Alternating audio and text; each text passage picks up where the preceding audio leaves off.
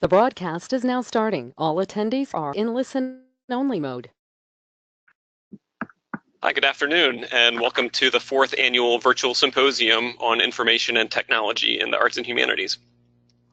Our theme today is Users of Arts and Humanities Digital Collections. Thank you for attending. Today's symposium is sponsored by the Association for Information Science and Technology, ASIS&T, and its special interest group in Arts and Humanities, or SIG-AH for short. My name is Christian James, and I'm the current chair of SIG-AH. If you're not familiar with us, ASIS is a leading scholarly organization in the field of information science. SIG-AH is one of several special interest groups within ASIS. The Virtual Symposium is SIG-AH's biggest activity each year. We also host some other programming, including webinars and an annual student paper contest with a cash prize. The theme of this year's student paper contest is Users of Arts and Humanities Digital Collections, the same as our symposium today. You can find some more information about that on our SIG-AH website, and we will also discuss that in more detail later in the program. If you want to find out more information about us, check out our website or our Twitter account at ASIS_AH. If you're an ASIS member, you can join us by going to the ASIS website and editing your member profile, and you will be added to our email listserv where you can find out more information about all our forthcoming programming. ASIS is an organization that intends to bridge the gap between information science practice and research. For nearly 80 years, ASIS has been leading the search for new and better theories, techniques, and technologies to improve access to information. Today's topic, Users of Arts and Humanities Digital Collections, is a great one for ASIS and SIG-AH because it bridges the gap between research and practice. By discovering more about the users of digital collections, cultural institutions can make informed decisions about how they create and manage these collections. This topic is also a personal interest of mine. I'm a librarian by trade, and I specialize in websites and digital collections at my academic institution. I arrived at this field as a history student who loved primary sources, and this was just as internet technology was advancing rapidly, and it was becoming more and more possible to share primary sources online. Today, internet users have access to vast amounts of digital primary sources and other arts and humanities digital collections. But with so much digital library content freely available, it's now important to ask critical questions about whether or not these resources are serving their intended purpose or any purpose at all for various audiences. Fortunately, there's a growing field of work and scholarship in the library and information science fields addressing these questions. Today's presenters discuss these issues from diverse perspectives. Each of these presentations discuss very interesting collections, but more importantly, they each talk about users, engagement, and assessment in novel ways. First, John Bell and Mark Williams will discuss the Media Ecology Project, which builds tools and platforms for moving image collections. As part of their presentation, they will discuss projects and tools that engage user audiences by allowing them to create and share knowledge and prompt preservation and access efforts. Next, Elena Villaspesa will discuss the online collections at the Metropolitan Museum of Art in New York. Different types of users visit the Met's online collections, and this presentation will discuss the importance of providing specific online experiences for each type of user.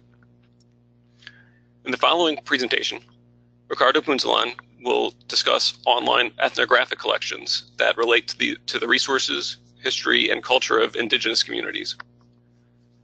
Punzalan argues for new methods of assessment to measure different areas of meaningful impacts of these especially sensitive cultural heritage collections. Our final two presentations are case studies demonstrating innovative ways of tracking the use and reuse of digital collections materials. Michelle Riley and Santi Thompson discuss a technique called reverse image lookup that identifies reused digital library content elsewhere on the internet. They will discuss reverse image lookup case studies and findings, as well as the benefits and limitations of this research tool. Our last presenter, Elizabeth Joan Kelly, will discuss the use of digital collection materials on Wikipedia.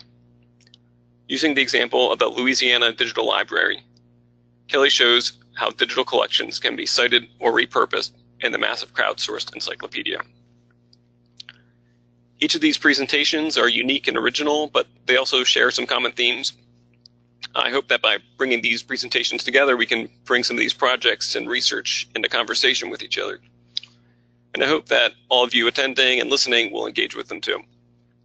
We'll have time for question and answer following each presentation. If you want to ask a question during the presentation, submit a question to the moderator in the chat box. And if you want to ask a question live using your computer mic, just use the raise your hand button during Q&A. There won't be a live chat box during the presentation, so we can reduce interruptions and keep everything moving smoothly. Also, feel free to engage with these presentations on social media.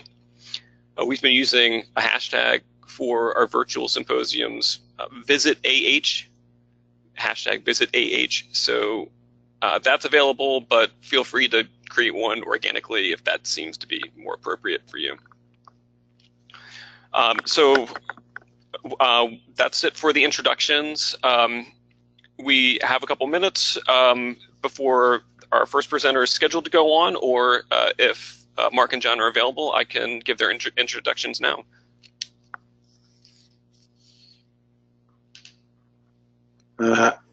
I believe we're available. The only question I have is, did we decide we're each going to share our screens respectively, and how do I go about sharing mine?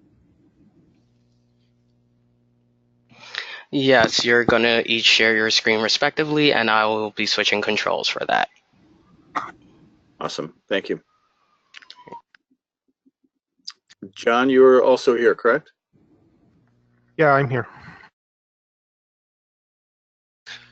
Okay, great. Well, if you're both ready, without further ado, I'd like to introduce the first two presenters to today's program. Mark Williams is Associate Professor of Film and Media Studies at Dartmouth College and Director of the Media Ecology Project. John Peepel is a software developer and artist at Dartmouth College, where he is the Associate Director of the Media Ecology Project and lead application developer in ITS with a focus on Digital Arts and Humanities Project. Their presentation is the Media Ecology Project, Archival Access Online for Network Scholarship. Please join me in welcoming Mark Williams and John Bell. Thank you so much. And yes, we will. You have access to my screen? Where did it go? It lost my presentation.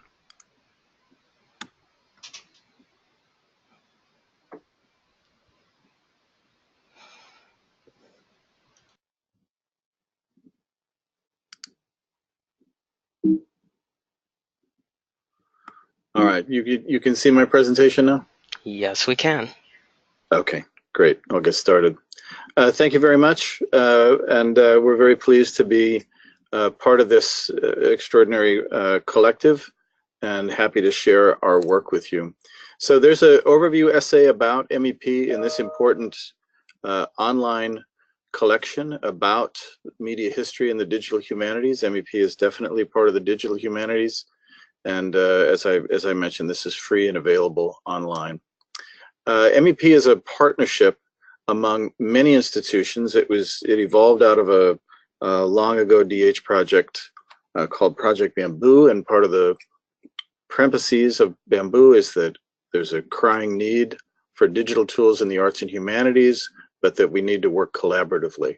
And that's really still the working premise of our project. We work with a number of archives, the three largest archives of moving image collections in the United States, the Library of Congress, UCLA Film and Television Archive, and the National Archives, but also a number of smaller, very nimble, progressive archives, such as WGBH in Boston, which is really the anchor of public broadcasting in the United States, and the great media collections at the University of Georgia, including the Peabody Awards collection there.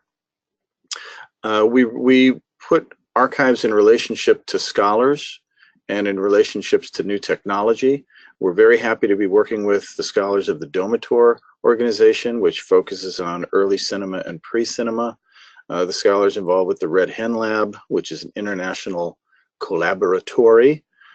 Scholars at New York University and the University of South Carolina, who are very active in the training and practices of archivists and preservation experts in moving image culture, and very active with our technological partners, including the Alliance for Network Culture, the VMI Lab at the University of Maine, the Columbia CTL at Columbia University, and our own visual learning group here at Dartmouth, and many other collaborations, and we're reaching out internationally every day. It's a very exciting time. The world of access to moving image culture and time-based culture more generally is in a transformative moment, and we're really happy to be part of the group that's leading those initiatives. So the platform of tools and that we engage include MediaThread, which comes out of Columbia University. MediaThread allows us to make time-based annotations, which is fundamental through the realization of a linked data information ecology. We've built bridges to the very dynamic digital publishing platform Scalar at the University of Southern California. And we've also invented two very important functional tools in regard to our goals. One is the semantic annotation tool, which allows us to make time-based annotations, but related to very specific parts of a given frame. So a whole other kind of granularity of annotations. And a tool that helps to build vocabulary is called onomy.org, open source tool. This is my little joke. It's like taxonomy without the tax. Living and working in New Hampshire, you get bonus points if you take away the tax. So very stupid joke, but it helps you to remember the name Onomy, and it also defines its purpose, which is to harmonize tags by creating taxonomies and controlled vocabularies that can be applied throughout these time-based annotations. We hang on to the metadata in a metadata server. The archives can harvest back the metadata, and by virtue of that, we give back to the archives and add value to the archives. So, this is the wrong slide set, sorry. It's still the same material. We're working to realize a sustainability project regarding at-risk media, develop networked scholarship in relation to online content, promote and augment this dynamic ecology of historical media. A lot of people don't recognize that these media are at risk, and especially in light of a context in which 1,000 new cat videos appear every hour on YouTube. In fact, these materials are going to disappear, and most moving image archivists are treading water to do the job that they're committed to doing. We really need to help. So we want to support the work of the archives as essential aspects of the public sphere and public memory, engage primary research and new research questions across disciplines, and innovate dynamic new forms of scholarship and publication in that process. So we're literally adding value back to archives and libraries, realizing a virtuous cycle, which is by virtue of access, we can expand scholarship and scholarship across disciplines and contribute to the absolutely essential work of preservation at these institutions. So scholars and archives make the materials more searchable, across participating archives, so both within individual archives and across participating archives. And scholars can even become part of the archival workflow. The best first users of these materials can be provided access and can also offer advice and advocacy about what to digitize next and why. This is a very important conceit and really part of our ethos in moving forward with MEP. So we have a number of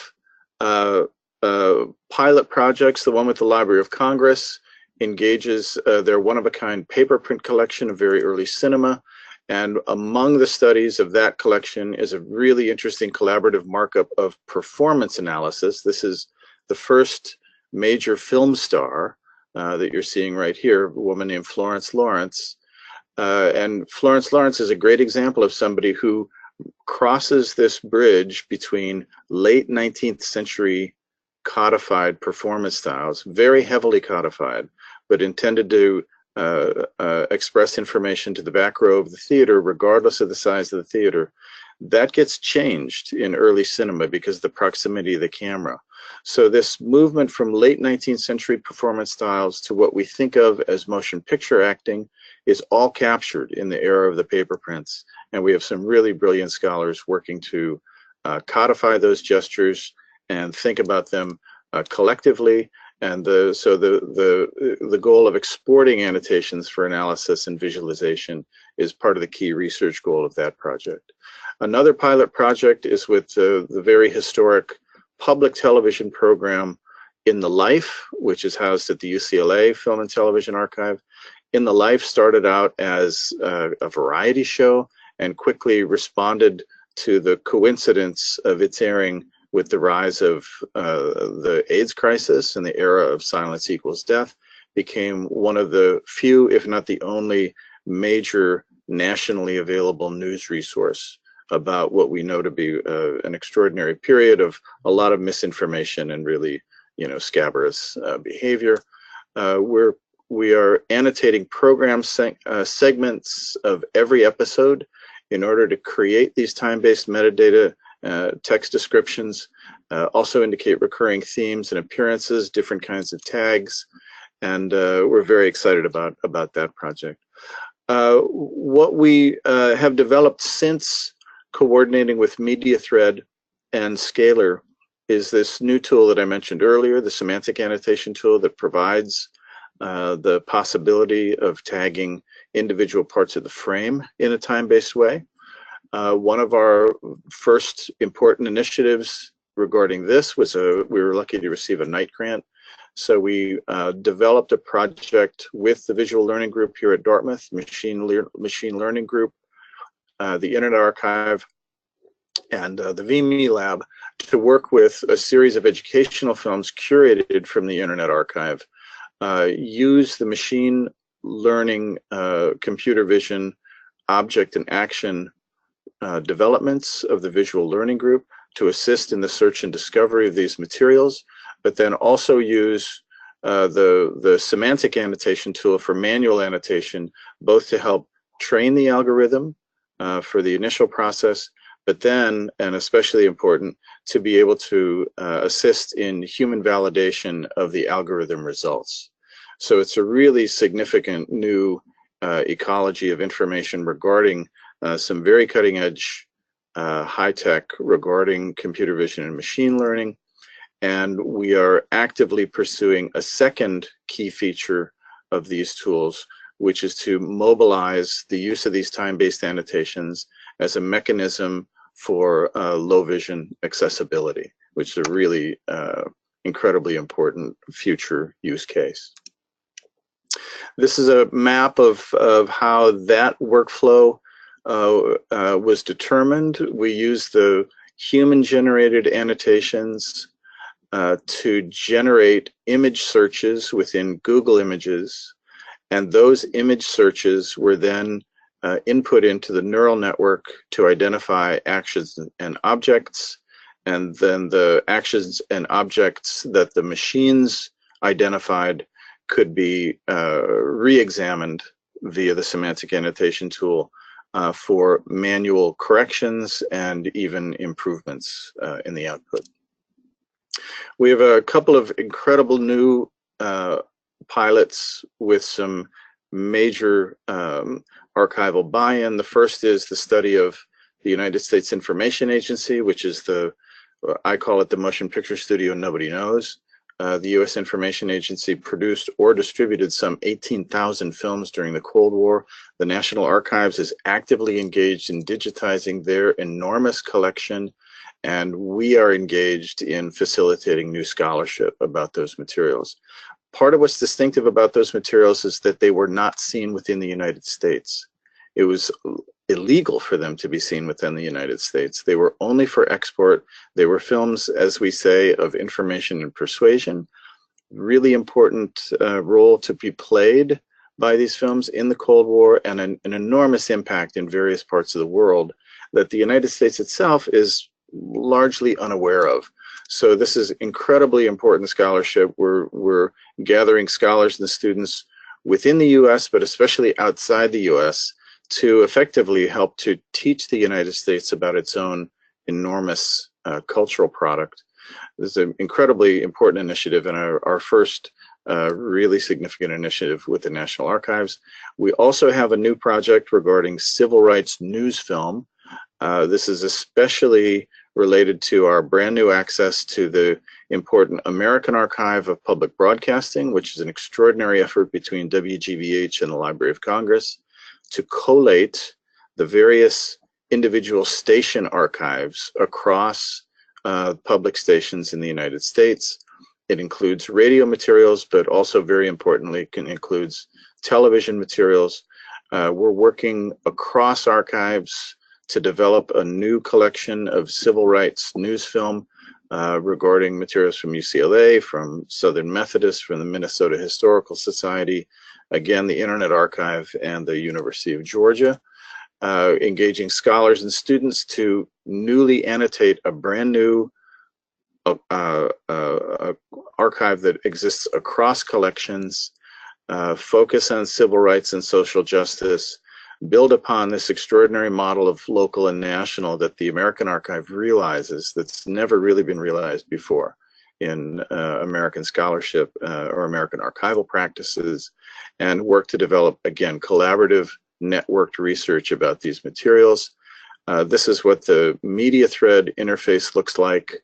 As you can possibly see, the individual entity, the individual video file appears in the center, and then off to the right there, you see the create a selection. You can say, this is an annotation that relates to the entire video entity, or this is an annotation that relates to this specific time-based indicator from, let's say, 22 seconds to 48 seconds. So it can be very, very granular, and all of those annotations get saved and can be harvested back by the archives. So these are our tools, and they're very important roles that they play across the media ecology project. Classroom annotation environment, semantic web publishing, collaborative vocabulary builder, the more granular accessible annotation, and the role of machine learning and computer vision. And these are the same tools in the individual languages that they deploy. So I'm going to turn it over to John now, who will talk about some of the technological aspects in more detail.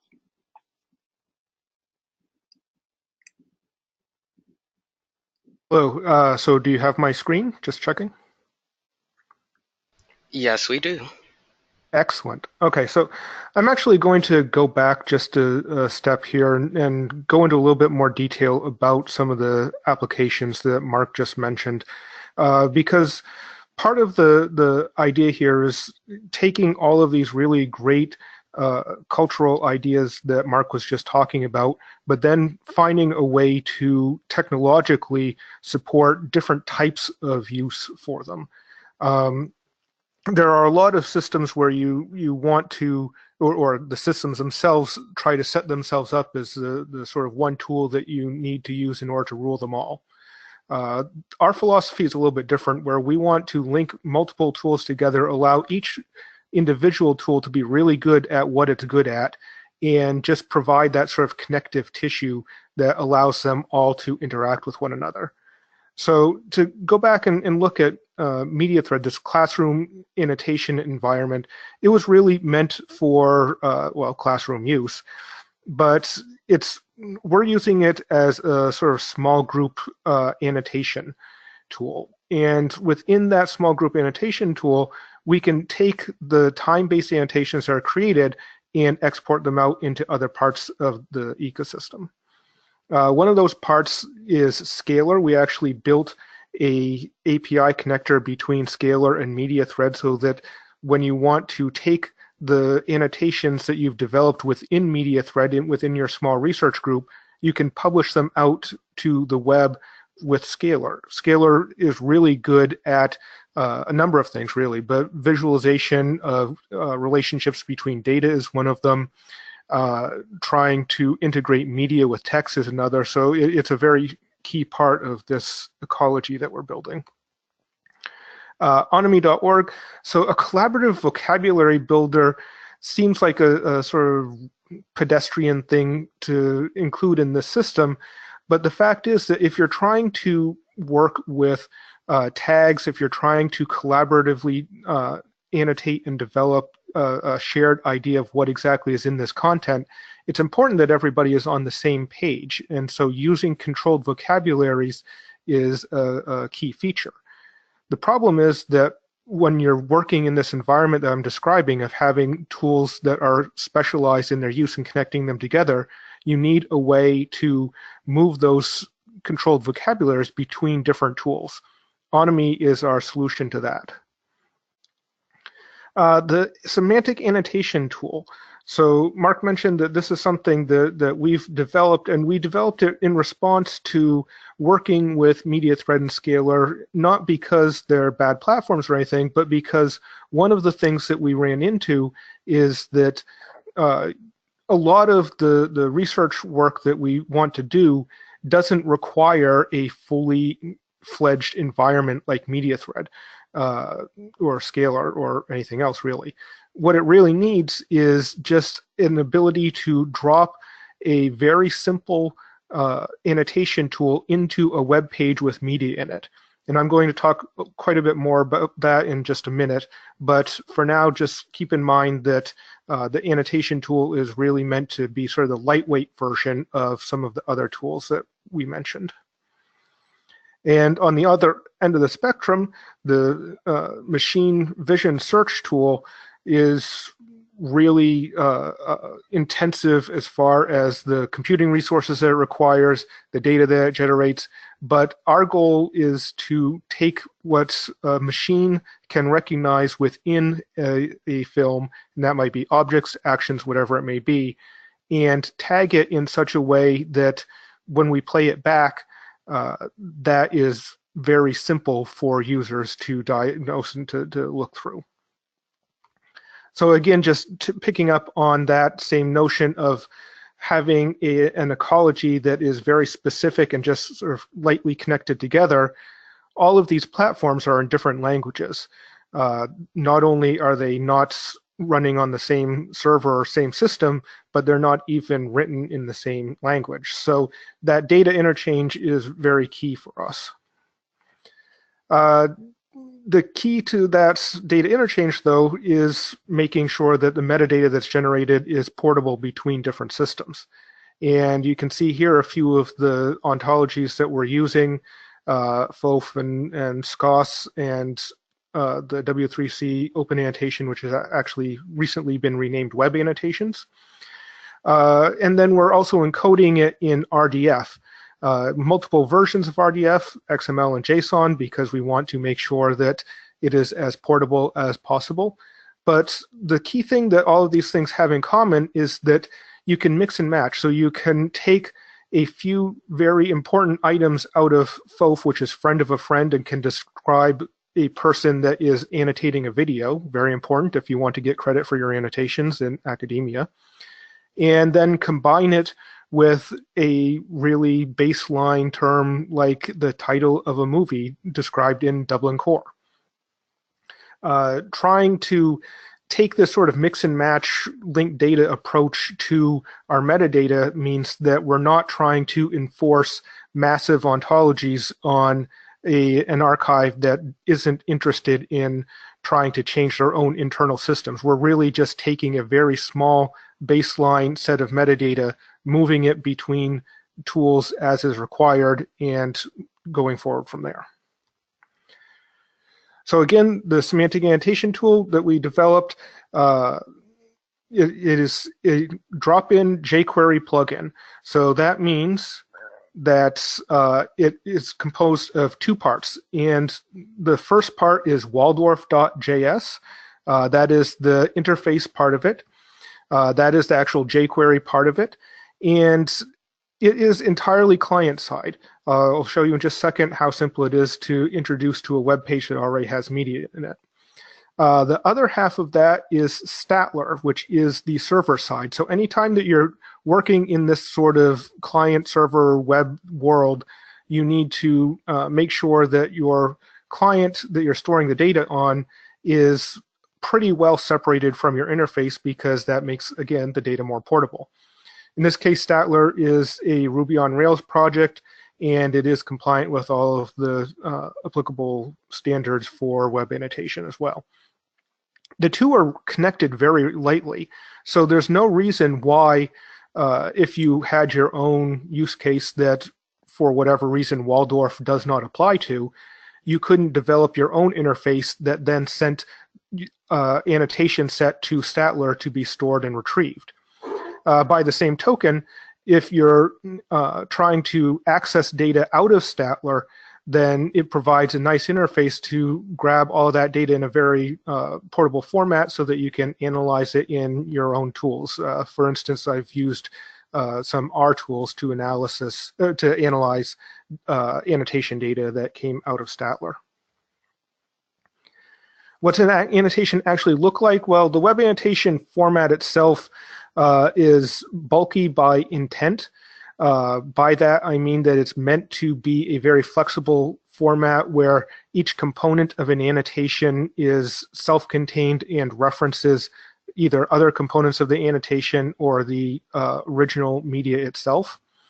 So you can see here that towards the bottom, around line 25, there's a block of text that says target, and then there's the description of what the video is that this annotation is annotating. Below that, there's selector, and there's two components to a selector. The first one is SVG selector. That is describing where within the frame you are annotating. Mark mentioned that with the semantic annotation tool, you can do subsets of the frame. You can select individual objects within a frame of video and say that the annotation only applies to that as opposed to the entire screen. And then the second half of it is time-based. So if you only want an annotation to refer to between 1 and 5 seconds of this particular clip, then you can describe it there. There's also text bodies associated with them. There's the ability to add tags, and those tags might be controlled vocabulary or not. And there's also up towards the top around line 6 here, creator. So one key thing that we want to do is we want to push the idea that scholarship is not just writing an article that might reference some video or film that's out in the world. There's important intellectual work done in annotating these videos at a very granular level, and people should always get credit for that sort of scholarly labor. Therefore, we want to make sure that all of these annotations are cited in a pretty portable way. In this case, the email there that does not look like an email address is a hashed version of the email, which just means that it's a version where if somebody else comes along and tries to use that same email address, we can see, oh, okay, the person who entered this annotation 3 years ago is the same person who just tried to enter a new annotation, and we can roll up annotation citations in that way. How do you actually use it? Well, if you look towards the bottom here, lines 16 to 20, that's all the code that you need to add to a web page that has a HTML5 video already embedded in it in order to build an annotation interface around it with the annotation tool. It's literally just the first line saying where is the annotation server you want to connect to. The second line is saying if you have a controlled vocabulary, where is that out on the web? And the third line tells it to actually annotate your video. You have to just include a couple of those script tags up at the top to make sure all of the JavaScript code comes in easily. But if you compare this to some of the setup that's required for a lot of tools, this is just remarkably easy. It's meant to go on top of existing systems as opposed to trying to supplement, to replace them. What does it actually look like? Well, That plugin wraps the video in this interface tool where you can see that there's geometric regions that are defined by this sort of blue area. And down at the bottom, you can see that there's a time bar, and the little green stripes are indicating the different time codes that there are annotations available for this video. Again, meant to be integrated with other tools, which means that we're specifically not doing certain things in here. So we're not doing things like user management. There are no accounts involved in Waldorf and Statler because there is no need. We're assuming that that is being taken care of by people who are using this in an integrated fashion with their own systems. And it's also designed for accessibility. So this is an important point where a lot of the annotation tools that are out there don't necessarily deal with accessibility very well. Well, frankly, web pages in general don't deal with accessibility very well. This was developed in collaboration with a lab called the VME lab at the University of Maine. And one of the things that they specialize in is accessibility for computer systems. So if you create an annotation with the semantic annotation tool, you can know that it's compatible with things like screen reader software. Again, add annotation to the existing page with just a couple of lines of JavaScript, suggesting tags, identifying annotations. So these are all of the things that I showed you in the actual data earlier. And identifying the videos by URI. So this is a key point, that we only host the actual annotations. We don't host the videos that are being annotated. That's important for a couple of reasons. One, it allows us to sort of avoid some of the copyright issues by hosting the videos ourselves. As long as we have permission from the archives that control the videos, then we're okay there. But it also means that if multiple people are working with the same video at different sites, for instance, Dartmouth might have one install of Waldorf and Statler, and NYU might have another install of Waldorf and Statler, we can then take those URIs and join the annotations that are created at both sites together using that as an index.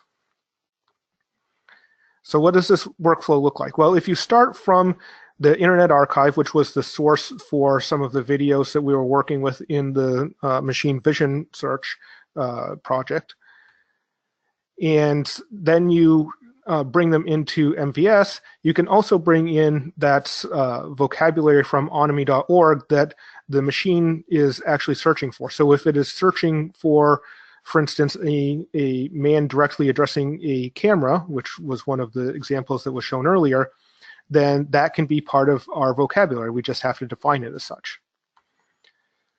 Once the machine vision search runs through and the algorithm identifies any instances of a man directly facing the camera within the video, it creates an annotation for that section of the video and sends it off to Statler. At the same time, you might also have humans who are going in and trying to find the same things or maybe related items within the same set of films. And so Waldorf can pull the video from the Internet Archive itself, wrap it in that annotation interface. It can pull the vocabulary from Onomy, make sure that the machine vision search and the humans are using the same vocabularies, and then the people can actually send the same annotations back to Statler, what they identify as a man facing the camera. There's also, in the prototype that we built with the Knight Foundation grant, the ability to mark a machine-generated annotation as good, bad, maybe not accurate, whatever, and store that back in Statler as well. So you get the entire context from both workflows flowing into the annotations that are stored in Statler. And then Statler is available for the Internet Archive to harvest back all of those annotations and generate metadata if they so choose. This is really where we want to get. We want to get to that virtuous cycle that Mark was talking about earlier. And I'll just finish up on this slide where you can go take a look at some of the software that we've developed and hand it back off to the question and answer session, I guess.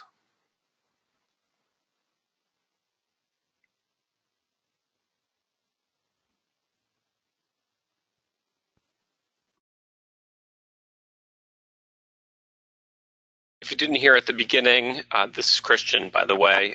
For attendees, if you have a question, you should be able to type it in and enter it for our moderator, who can read it off or pass it along. Or you can use the raise your hand button to ask something live using your computer mic.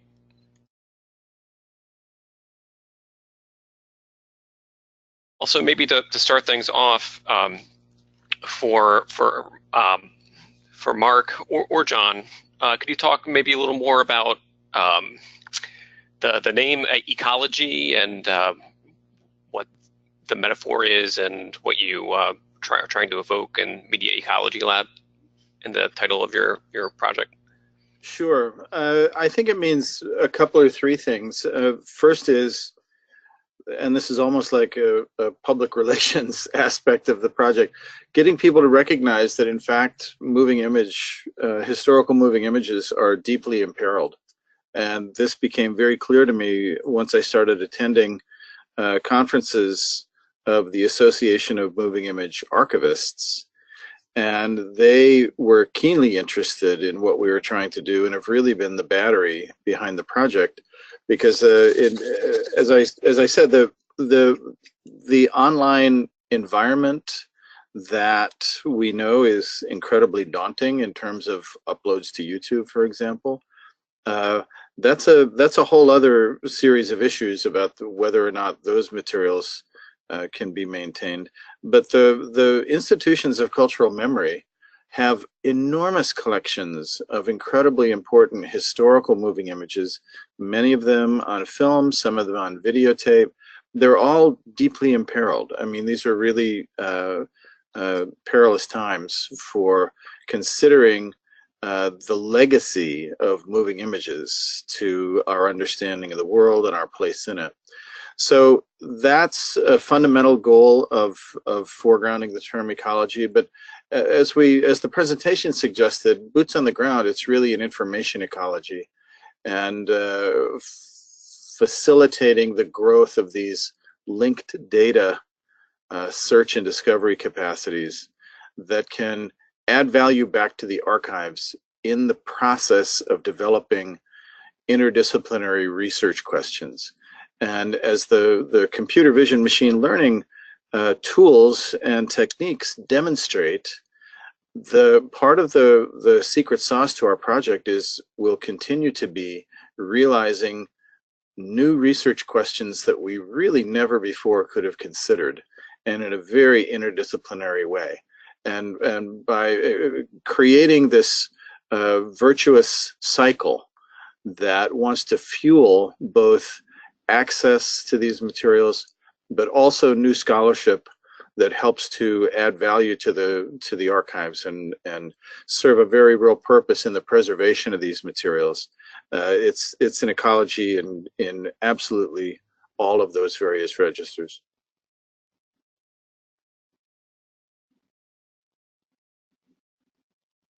John, did you want to add anything to that? Yeah, I mean, from a software point of view, the ecology word is interesting because it suggests that everything is interdependent, and that's really the way that we're designing the architecture for this system.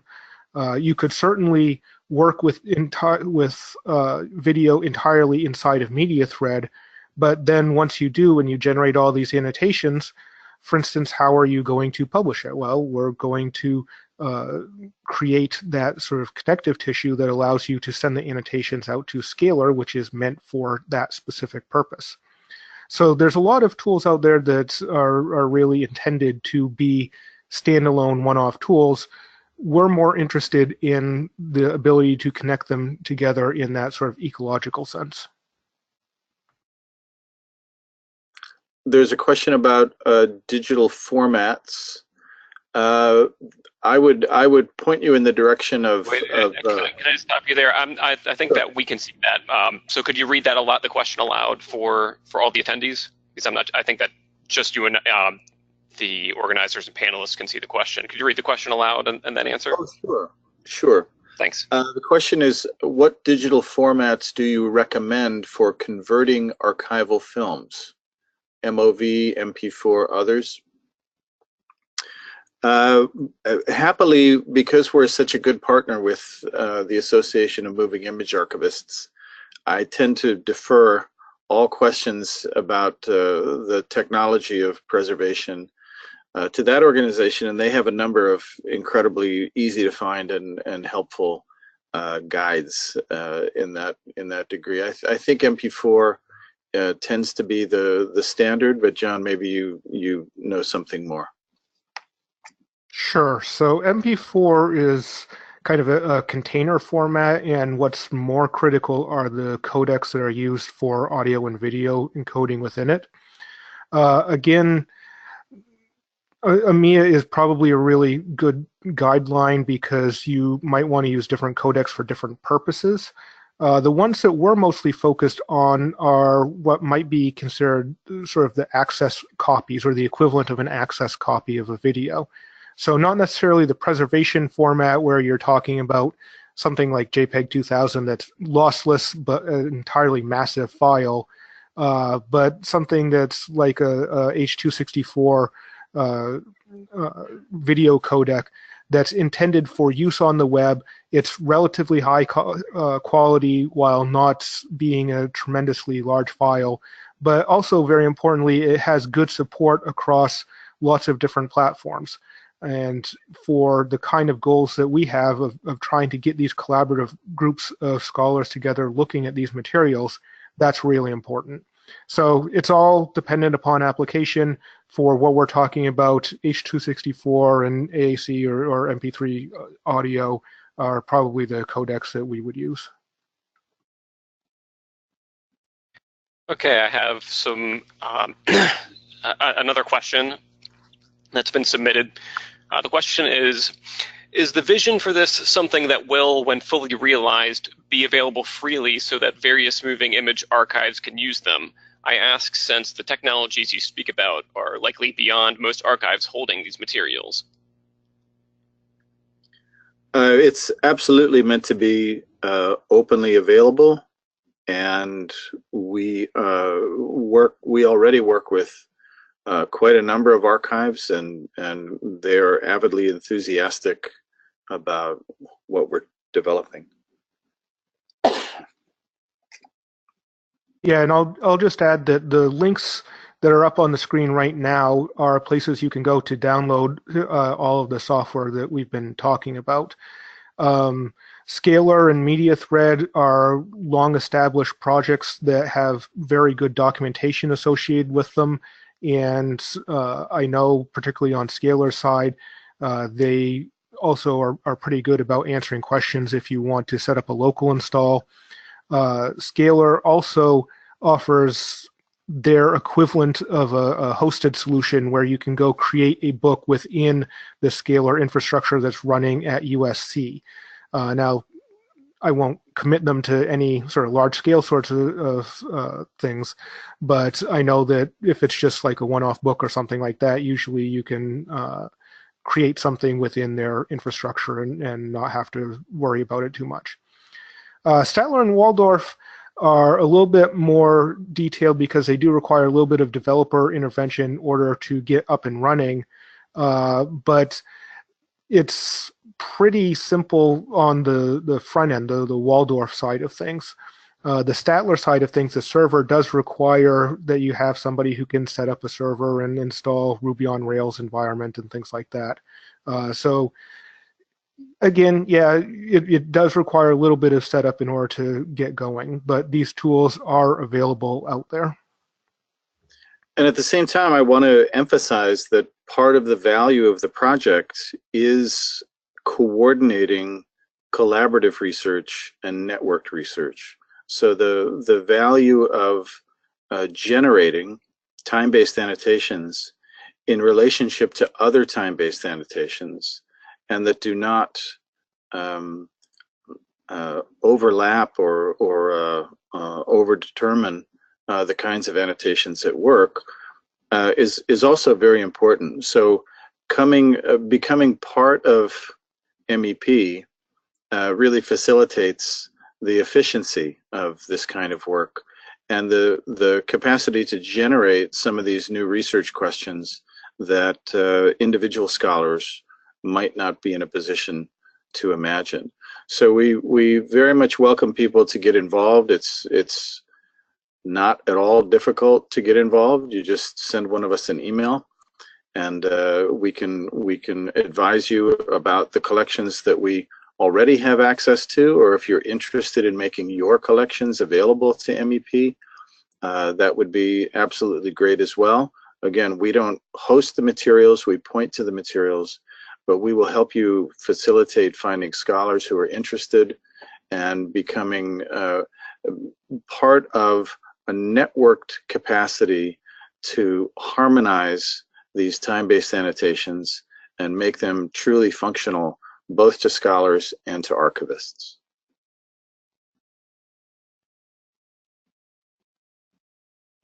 All right, are there any other questions? You can submit a question or raise your hand.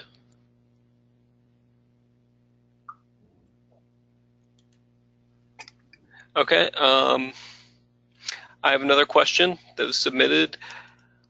Are you planning to have a symposium or a panel at another conference that brings together archivists and scholars? We would love to do that. We actually present at conferences all the time. I mean, I have been fortunate to present at conferences really all over the world. Just in the last year, we've made presentations to all 4 of the major archives in China.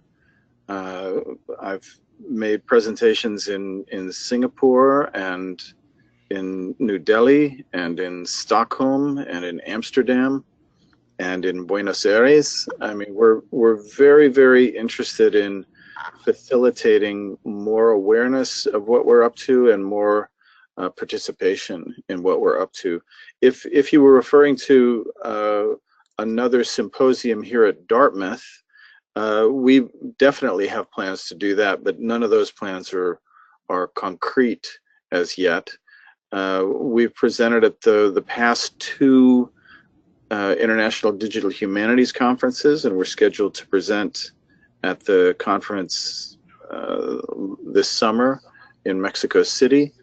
And if there are other conferences that you would like to recommend us to be part of, we're happy to consider that as well. It's really, so we're delighted by this opportunity because so much of what we intend to do is to solicit outreach and more awareness. So thank you for that question. Then there's a clarifying comment that the questioner meant with specific research projects that use these tools. So conference presentations about specific use cases? Yes, we do that all the time. Yeah. So I just returned within the last month from a first of its kind conference about cinema in the Arab world at the American University in Cairo. And we were the only pre-constituted panel for that conference. It was an incredible conference. And most scholars in that area actually haven't given much thought to doing archival research. They see a film and they decide that's really interesting, or they meet a filmmaker and they want to write about that in some detail, and that's of course very important work and laudable work. But at the end of our panel, one of the conference organizers just like waited for a beat and said, "Wow," because they really had no idea about, for example, the significance of these USIA films in building an awareness of and actually a variety of practices regarding cinema in various parts of the Middle East and the Arab world. There just wasn't that much awareness about the legacy of that and the contradictions and the complications of that. So we're very committed to pursuing the individual use cases and individual archival participations as much as possible. And again, seriously, if you have ideas about places that that we should, maybe academic conferences we're unaware of, or other kinds of opportunities to present about the work and to advocate for more participation, we would love that information as well.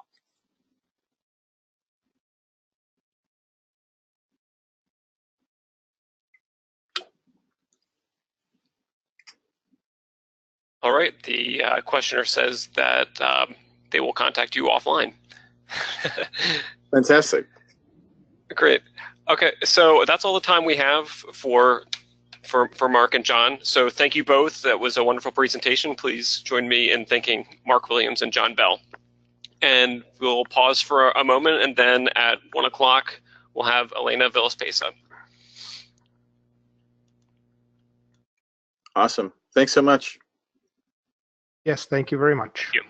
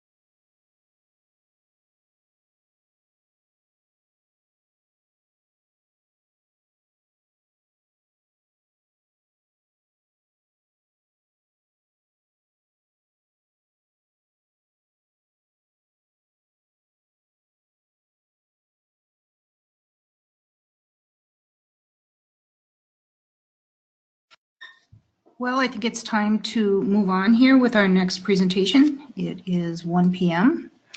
and, well, it is noon, I'm sorry. I would like to introduce our next speaker, Elena Villaspesa. She holds a master's degree in arts management and a PhD in digital heritage at the School of Museum Studies, University of Leicester.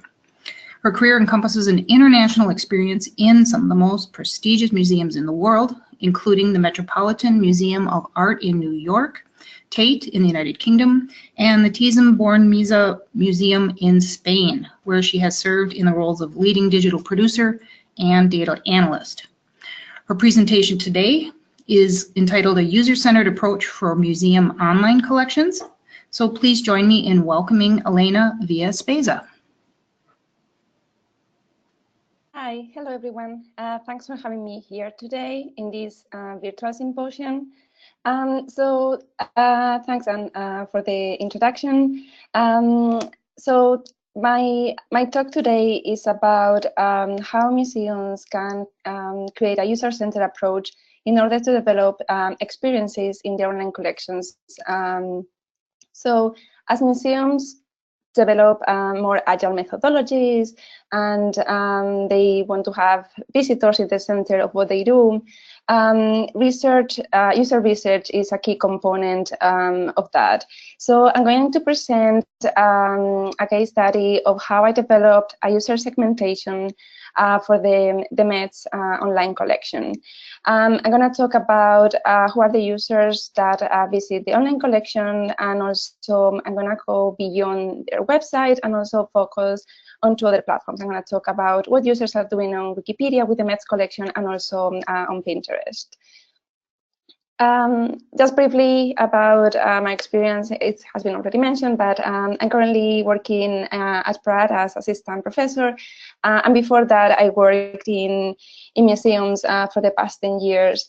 My interest is in doing user research and evaluation for digital platforms. So I've done a lot of research around social media, websites, apps, interactives, and other digital initiatives. So yeah, the focus of my presentation is who uses the Met's collection. The Met's online collection has around 400,000 objects online, and it gets around 600,000 visitors every month. So we conducted some research in order to understand who those users were.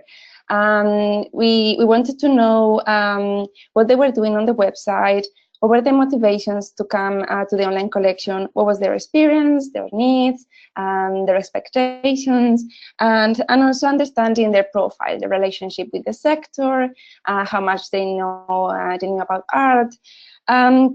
So in order to compile that data, we used different methods. On one side, we used digital analytics, tools such as Google Analytics and heat maps. And on the other hand, we also used a survey online. It got 1,200 responses.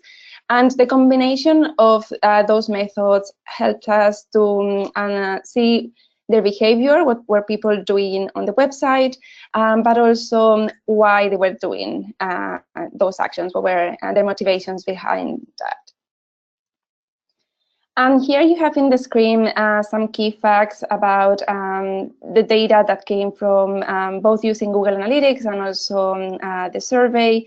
So as I mentioned, the online collection gets around 600,000 visits a month. We have a mix of new and returning visitors. The visitors visit around on average 2.6 pages. And here you have some data as well about the behavior. So for example, talking about this user-centered approach, we are seeing that 70% of users land directly on the object page. So we have a lot of discussions around home pages and landing pages. And it's actually, I mean, we think a lot about what is on the home page, but in reality, a lot of people land directly on the object page. So we are thinking how we can create experiences to keep people engaged with the collection when they land directly on the artwork. Then we have some data here around the relationship with the physical visits to the museum. So 31% of the visitors to the website come to the website because they are here at the museum, or because they are planning their visit, or because after coming to the museum, they want to find more about art. We have a mix of usage depending on the device. We have a lot of international users. And then in terms of their knowledge of art, it varies. We have a third of the users who are very specialist. They have a huge knowledge of art. And then we have 2/3 of our users that have little or general knowledge of art. So, sorry, I missed one. So what are people doing on the Met's online collection? So the majority of users, 60%, said that they are reading the text associated with artworks. Then we have, and we can see that as well on analytics, they use a lot the images. They enlarge them, they download them, they share them. So the image component, the visual component, is very important in their experience. Then they use search to search either for an artwork or an artist. They also use our filters to browse the collection by different type of categories. And they also share their experience and the images they are seeing and the information on social media or on the website. But what is behind the usage of the collection? What are their main motivations for those actions? The user segmentation we developed is very focused on motivation. We found that in order to create good experiences for our users, it's key to understand their motivations and therefore their needs and expectations. So we have here the list of motivations to come to the website. So a third of the users, almost a third of the users, come to do research. Then we have users that come to learn about art. 12% are looking for inspiration for their own creative work. And then we have people that are planning their visit, or they follow a link on social media or from an email, and they want to find more about what was posted. Then we have people specifically looking for visuals and our images.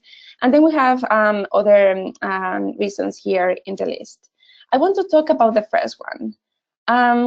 we see is a huge percentage of our visitors, but when our visitors talk about research, they mean very different things. It can go from doing research for something they are doing for a personal interest. They could be because, for example, you have a translator doing translating a book, and they want to find more information about what they are translating to verify some facts. So it can go very generic. So people looking for an art period, we can go very specific. So here you have the same chart that I showed before, the main motivations to come to the Met's online collection. I added other variable. What is their knowledge of art? So you can see for each of the motivations, we have people with higher, medium, or lower knowledge of art. And that is very important in their experience, how they use the website, what are their expectations, and at the end of their visit as well, what is their satisfaction with the site. Linked to that is their relationship with the sector. So there is a correlation between people that have higher knowledge of art tend to be people that are work in the sector. They are museum professionals, you have academics. But as you can see here in this pie chart, we have also art enthusiasts or creative professionals that sometimes don't have such a high knowledge of art. We also have teachers and students. And you see here the pie chart, but to be honest, the percentages change depending on when you do the survey. You have more students, teachers, and academics during the academic year, but you have lower percentage of this type of users during the summer and holidays. So based on the motivation, their connection to the sector, and also what is their behavior on the website, we developed 6 types of users that come to the Met's online collection. So I'm going to start with the first 3, those who come with an intellectual motivation. So we have in that category 3 types of users, depending on their connection to the sector. We have the professional researchers, the student researchers, and then the personal interest researchers. So the first ones, the professional researchers, they come to the website to do research, of course, and deepen their knowledge of art. That includes academic researchers, museum professionals, teachers. They tend to have a high knowledge of art and expertise in the sector. They come to the website very frequently, and 80% of these visits are done from a desktop. They normally use search engines to come to the website, but some of them as well type directly the museum's URL. Because of the expertise and their knowledge, they are looking for specialist content, and they want to use some advanced search functionalities and options to zoom into the images and see all the details. The second group in this category, the student researchers, as their name indicates, these are users that are coming to the website for their studies. They're coming to do their homework or maybe do their university essay. In this case, again, search engines are the main traffic sources, but they value the website, the Met's website, as a resource. So they come as well pretty frequently. Because they are doing research, they are also interested in reading text and enlarged images. And then we have the personal interest researchers. Those are people that want to find more about art, they want to learn, but they are not that experts in the topic. Their knowledge of art is more generic, and therefore their searches as well are more open, and they don't have a specific purpose for the visit. They type for art forms or themes, topics, but they are not looking normally for something specific, like the professional researchers or the students. I'm going to go now to the next group of users. Those come in looking for inspiration. So here we have 2 groups, the inspiration seekers or the casual browsers. They both are looking for inspiration, they're looking for visuals, they a lot of them come from social media. And the difference between the groups are that the first ones, the inspiration seekers, they come into the Met's website with a specific purpose, and they know the content that the Met has, and they know the features, and they know this is a source for inspiration that they use regularly. However, the casual browsers, they normally they didn't plan to come to the Met's website. They stumble upon a link on social media or in an email, or someone sent them something, and so they didn't plan to come to the website, but they're looking for the same thing, for inspiration and visual images. I will come back to this group in the examples of how people use the website outside, how people use the Met's collection outside the website. And then we have the final group. Those are people, the planners, so as the name indicates, those are people that come to the website because they are planning their visit to the museum, and they want to find more about what the Met has in their galleries, what are the highlights, and what are the main objects they shouldn't miss during the visit. So those are the type of users that come to the website, and you've seen how they use it and what are the motivations behind it. So now we want to go beyond the website and talk about those users that access the museum's collection in other platforms. And the first example is going to be Wikipedia, and the second one, Pinterest.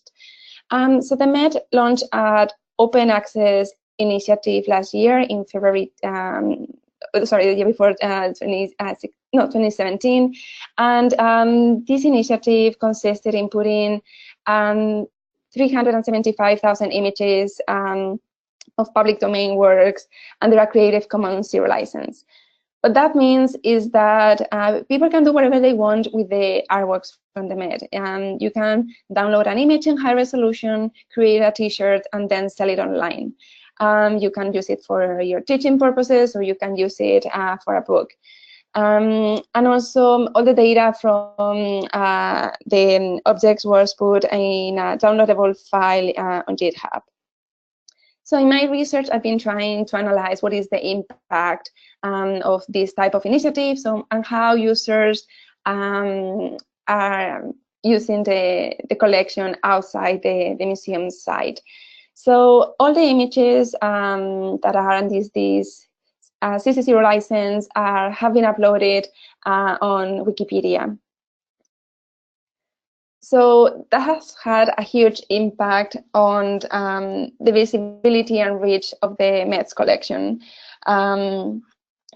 Here is an example, but in overall,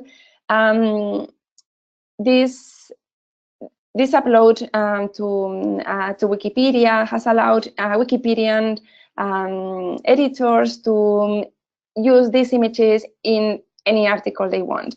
So the impact has been that before having these images here, there were 1,000 articles on Wikipedia with images from the Met's collection. Now there is over 4,000.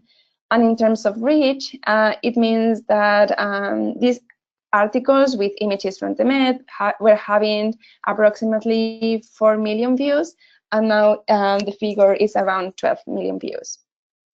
So here's an example for a particular language on Wikipedia, Spanish.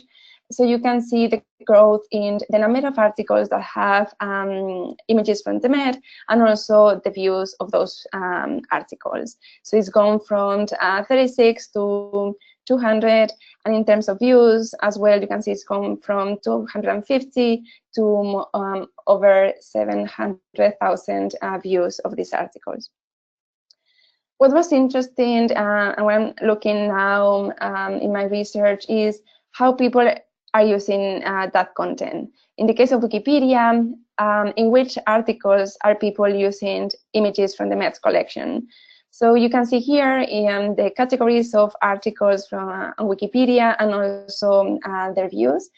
And as expected, images have been added to topics around art, artworks, artists, but you can see as well other themes within those articles on Wikipedia: places, people, history, culture, literature. And here's some examples of those articles. So we have this, the artwork from El Greco, Vista de Toledo, where an image from the image from the Met has been added, and also an article about the artist Luisa Roldán, which is the first known Spanish sculptor. What I think is very interesting, and there is a huge potential of reaching new audiences, is that in those other categories we find different type of articles.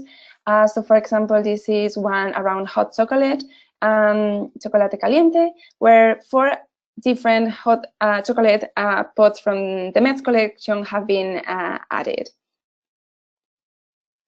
So you can see here in this chart how many articles have been created every month.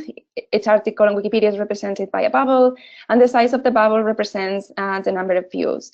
So it's very interesting to see how many articles are being created every month, as well as the potential reach.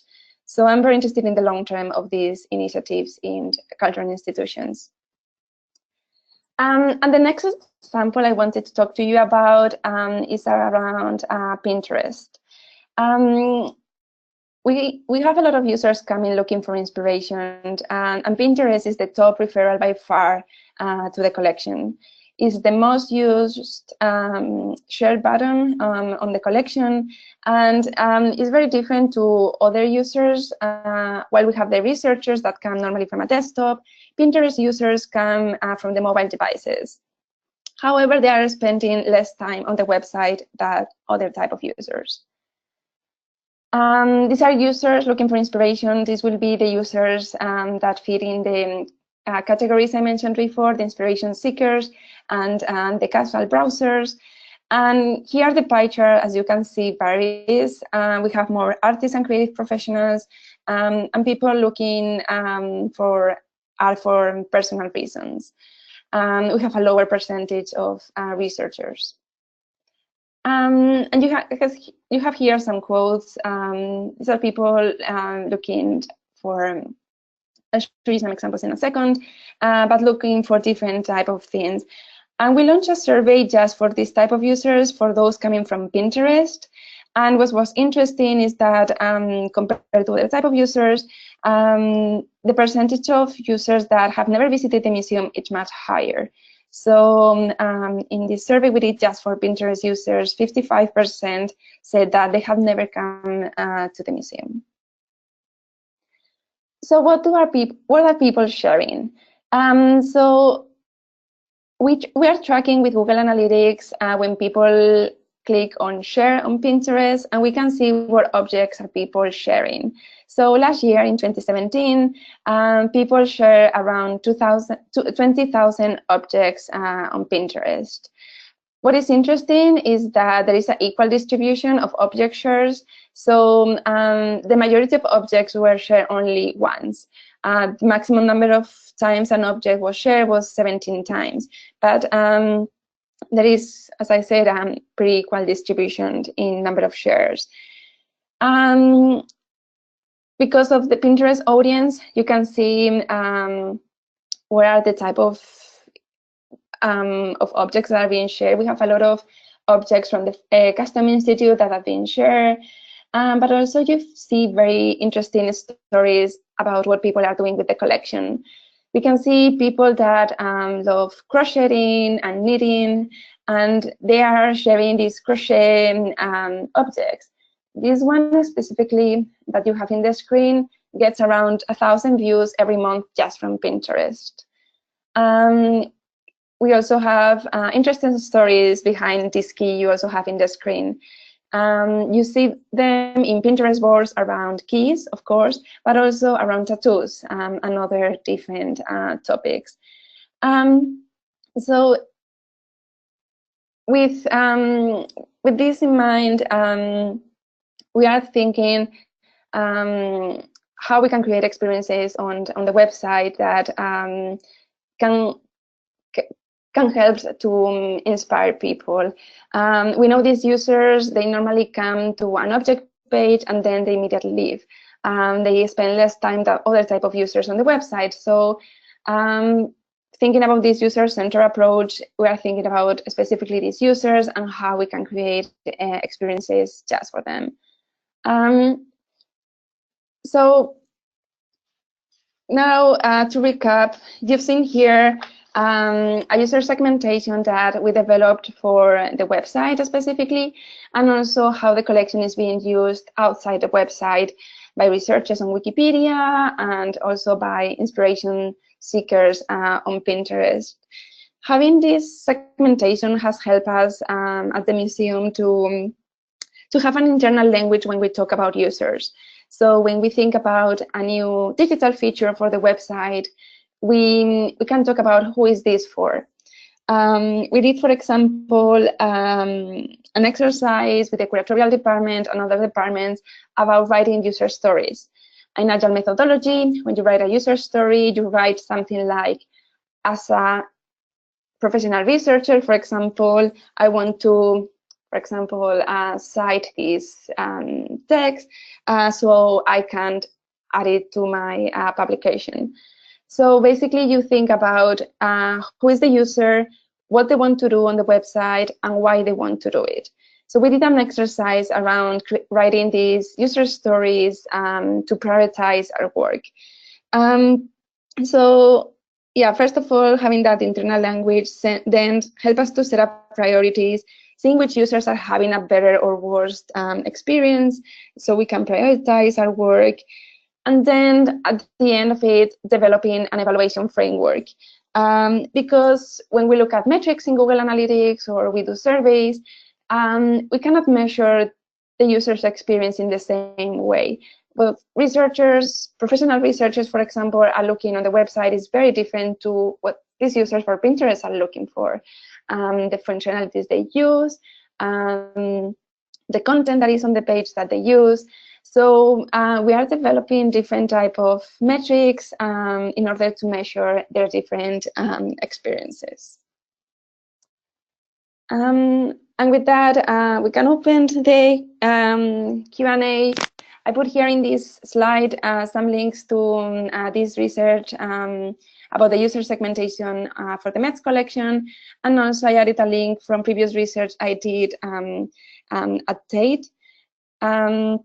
What is interesting from both case studies and also other data that has been published by other professionals and researchers is that maybe the percentages are different, but the typology of users that come to museums' websites and museums' online collections are kind of more or less the same. So you have the researchers, and within the researchers, people with more or less knowledge of the topic, and then we have people looking for inspiration, and then you have people planning their visit. So that's all for me. So I'm happy to respond now to any questions you may have.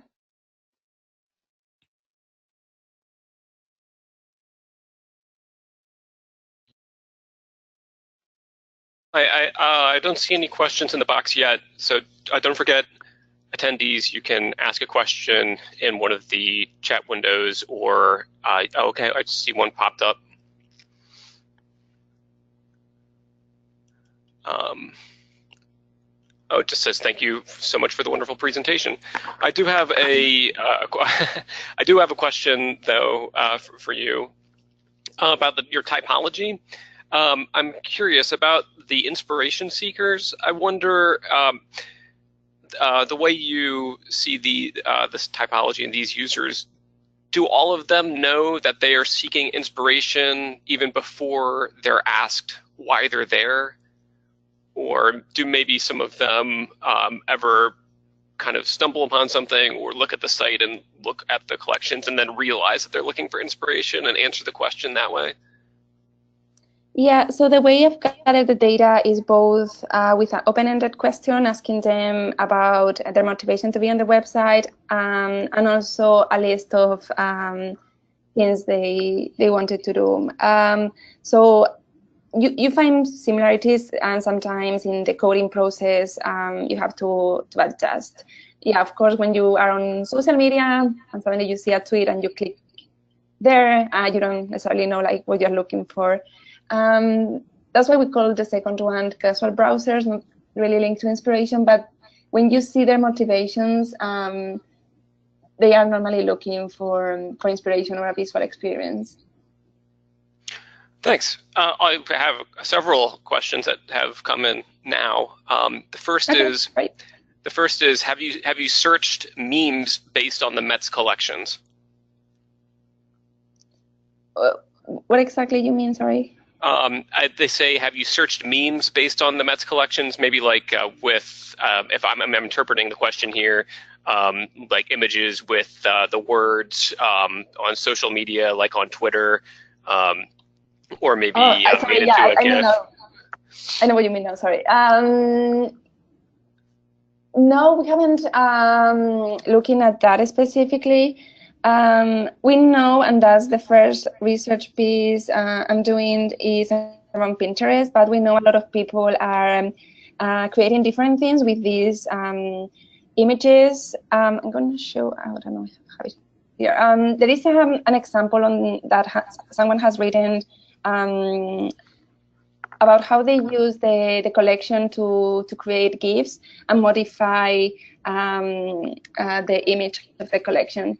So yeah, you can find an example on the website, but it's very complicated actually, and it's a challenge in evaluating the impact of open access to capture what users are creating with the image.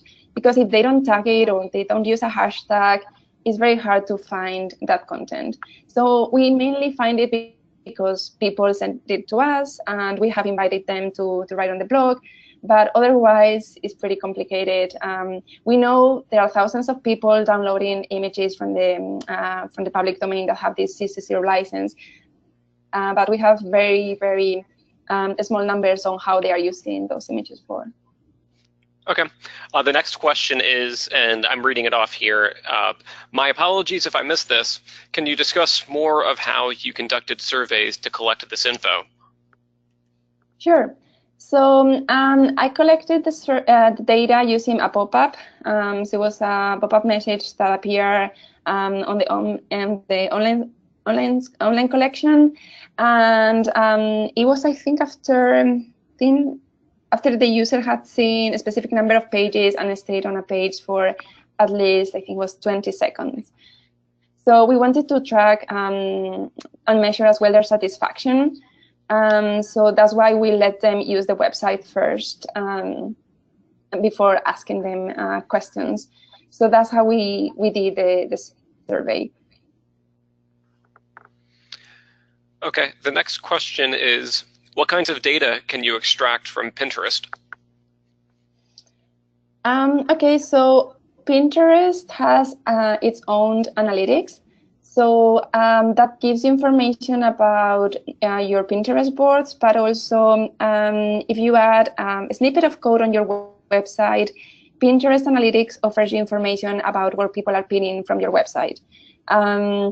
So that's the type of information you can get. You get how many people see those images on Pinterest, a number of impressions. You can also see how many people save those images and also pin them. Also, if you go to the URL pinterest.com/source and then and you enter the URL of your website, you can see in real time what people are pinning from your site.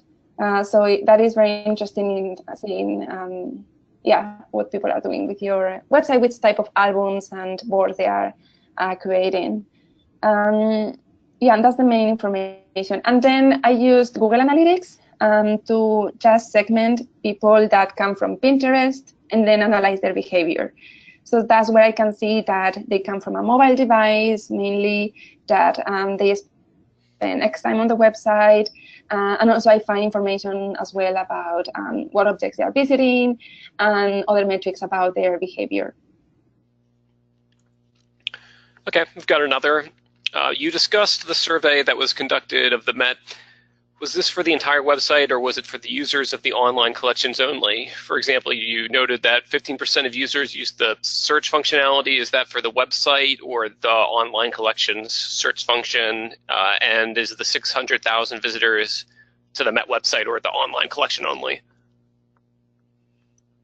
So this is only for the, we did the survey just for the collection.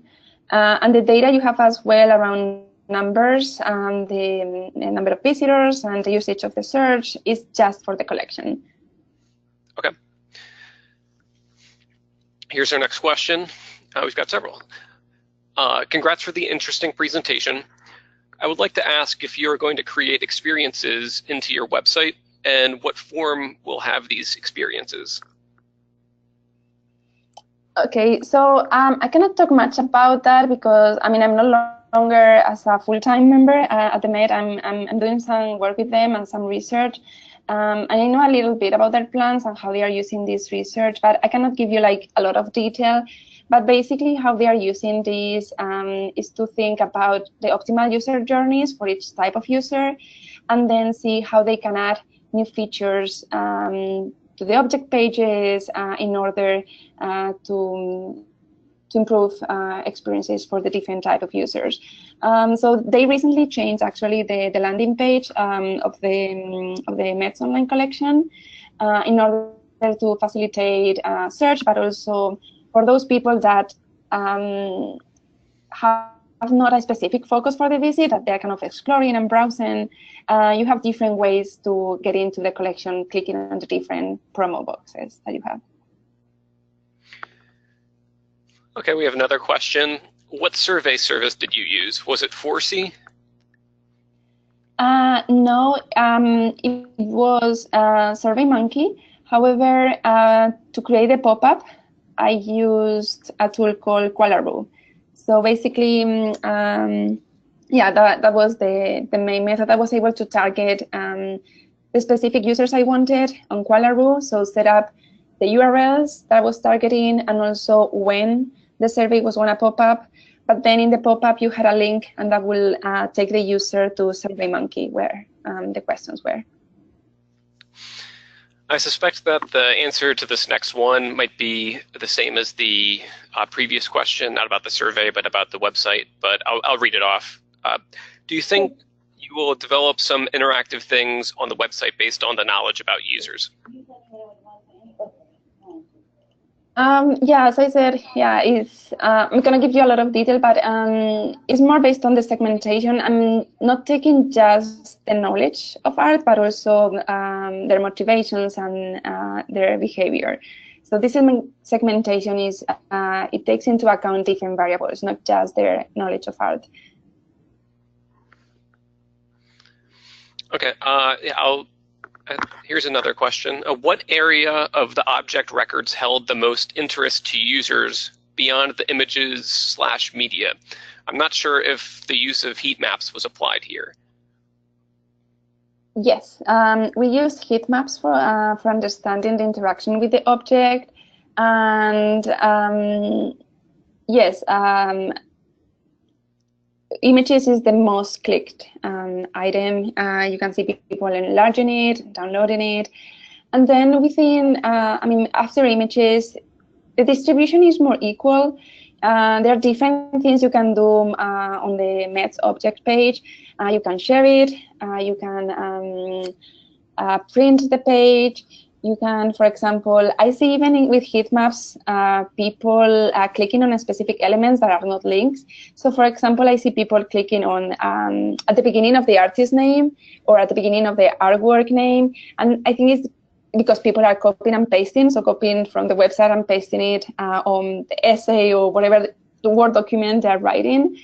And then you see people as well clicking on related content. For the students, for some of the researchers, clicking on the publications and the links to other sections of the website is pretty important. And then also you have people clicking on the subject terms. But the thing we're thinking about is that the page currently is pretty long because of the information that it has. So the team is kind of thinking about how to restructure it a little bit so some of the information shows a bit up on the page. Okay, those are all the questions that I see right now. We can maybe just wait one more second to make sure nothing else comes in. Sure. Okay, the last questioner, or no, one of the previous questioners has a follow-up or a clarification question.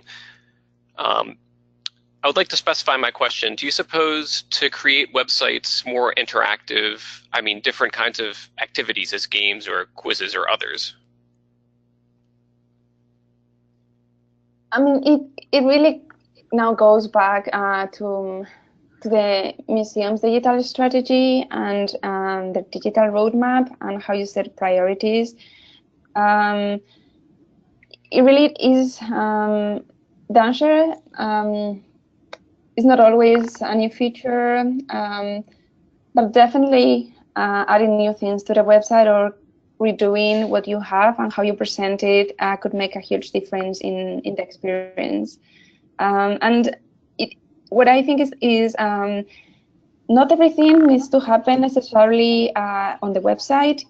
You can use social media or you can use other third-party platforms to interact with users.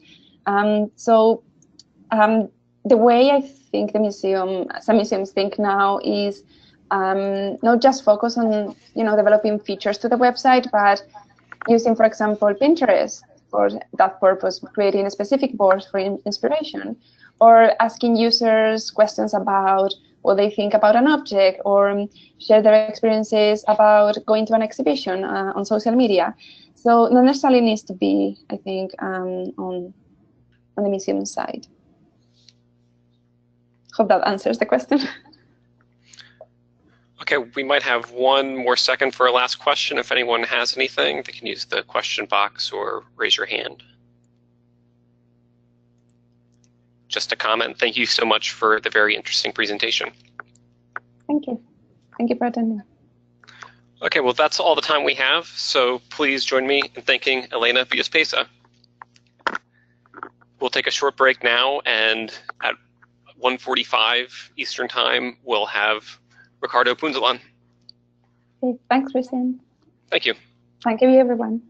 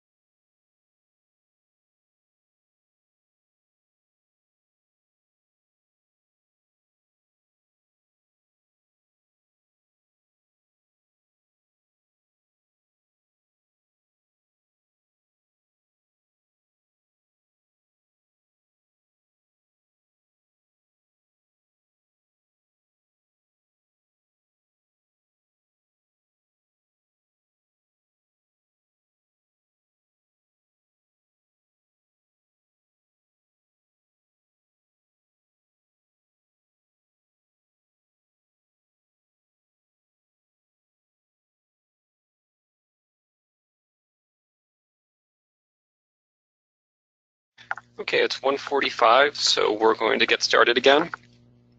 Our next presenter is Ricardo Punzalan. Ricardo L. Punzalan is Assistant Professor of Archives and Digital Curation at the College of Information Studies, Affiliate Assistant Professor in the Department of Anthropology, and Co-Director of Museum Scholarship and Material Culture Program at the University of Maryland, College Park. He is also the current chair of the Native American Archives section of the Society of American Archivists. His presentation today is titled Beyond Clicks, Likes, and Downloads, Identifying Meaningful Impacts for Digitized Ethnographic Archives. Please join me in welcoming Ricardo Punzalan.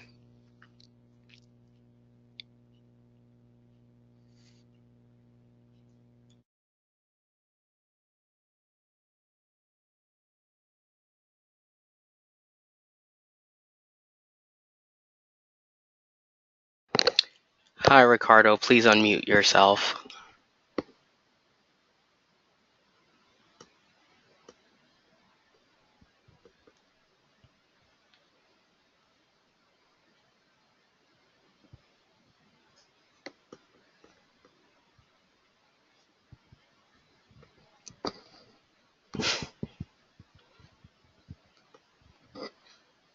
You're currently muted. There's a mic button next to your toolbar. You just unclick that to unmute yourself.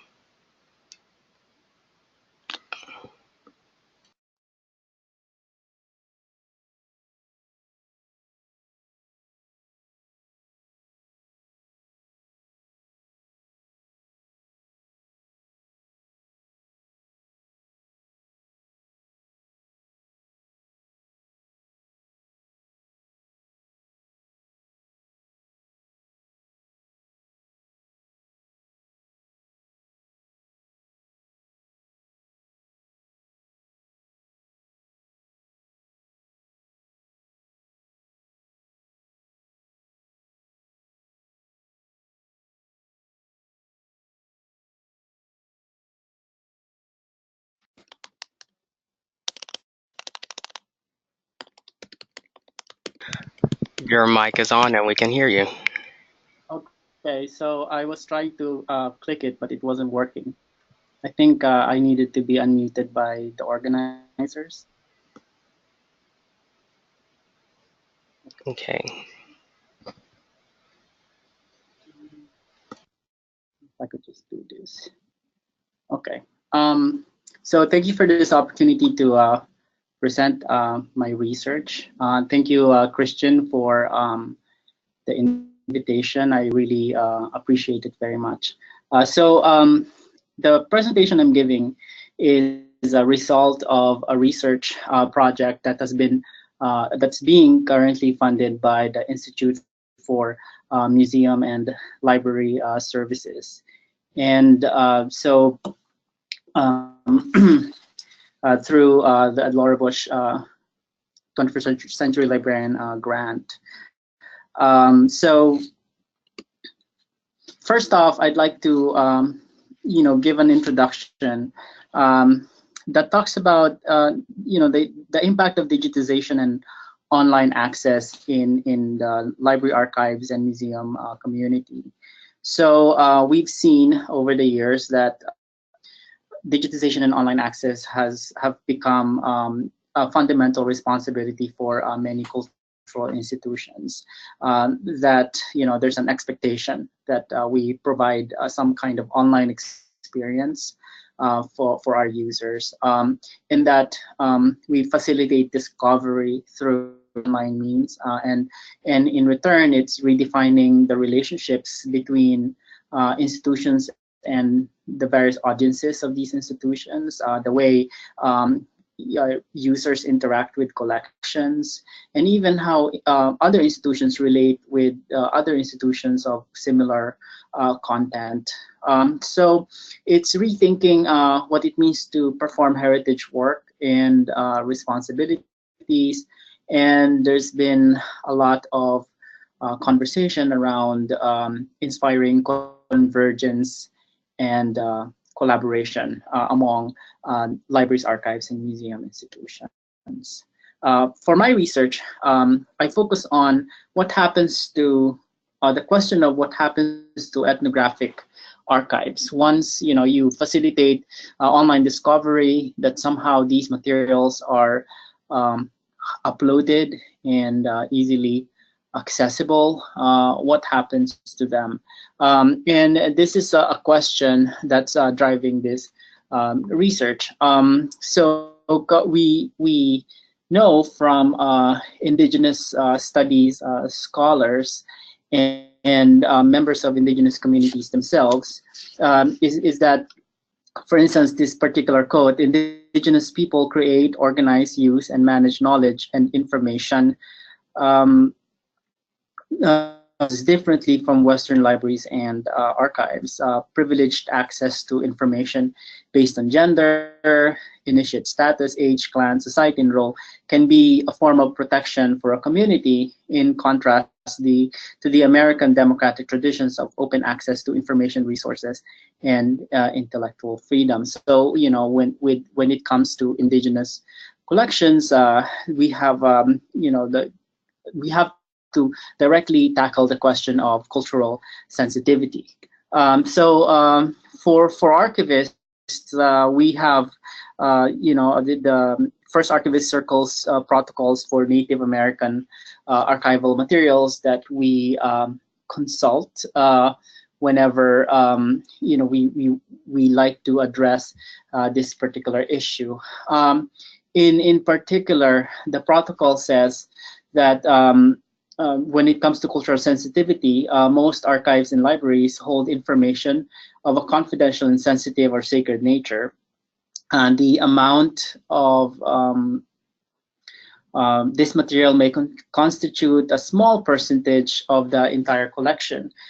For Native American communities, the public release of or access to specialized information or knowledge gathered with and without informed consent can cause irreparable harm. Instances abound of misrepresentation and exploitation of sacred and secret information. Each community will understand and use the term cultural sensitivity or culturally sensitive differently, although there are broad areas of common agreement for Native Americans about this issue. So, cultural sensitivity is, what is basically, we are confronted by cultural sensitivity issues whenever we, like to explore this possibility of providing online access to Native American or indigenous content. So the Code of Ethics of Archivists itself talks about cultural privacy. For instance, it says archivists promote the respectful use of culturally sensitive materials in their care by encouraging researchers to consult with communities of origin, recognizing that privacy has both legal and cultural dimensions. So, I'd like to present all these, cultural sensitivity issues, highlight them in the beginning, just to, remind our listeners that that this is a matter, an issue within the archival community that we are aware of. I don't think we have solved the issues, but we are definitely having conversations around these issues. Now, the question for me actually is the very interesting question for me is like, what's the impact of online access to culturally sensitive materials? So with that, I'd like to offer some definition of impact that I've seen so far that are, I think, really useful in this conversation. So, for instance, Simon Tanner in 2012 has this definition of impact that says it is the measurable outcomes arising from the existence of a digital resource that demonstrates a chance in the life or life opportunities of the community for which the resource is intended. So here, I like this particular definition because it focuses on change. What changes matter, and what sort of change that you would like to see, just simply because you made a digital resource available to a particular group of people. Here's another interesting definition of impact that I subscribe to by Peter Brophy, where he says impact is any effect of a service, product, or event on an individual or group. It may be positive or negative. So I like this introduction of the potential of a negative impact on what we do. And also especially given the context of culturally sensitive Indigenous and Native American content, we should also realize that they may be unintended, negative impact, and also it may result in changed attitudes or behavior, and impact could also be short-term or long-term, and it may be critical or trivial. So in combination, I like these definitions of impact primarily because they're focused on change, asking for whom. Is it the general public, researchers, students, or teachers? At what level? Is it the individual, society, or community, or at the institutional level? Or is it like when is change happening in the past, present, future, or across time?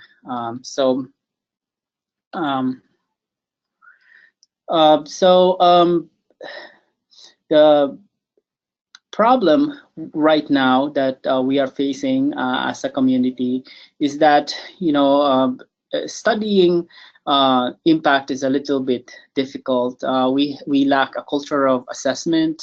Like having no ethos of evidence-based practice. We tend to rely on what works over and over from the perspective of the institution, and we tend to only recently that we've started to consult users of our collection.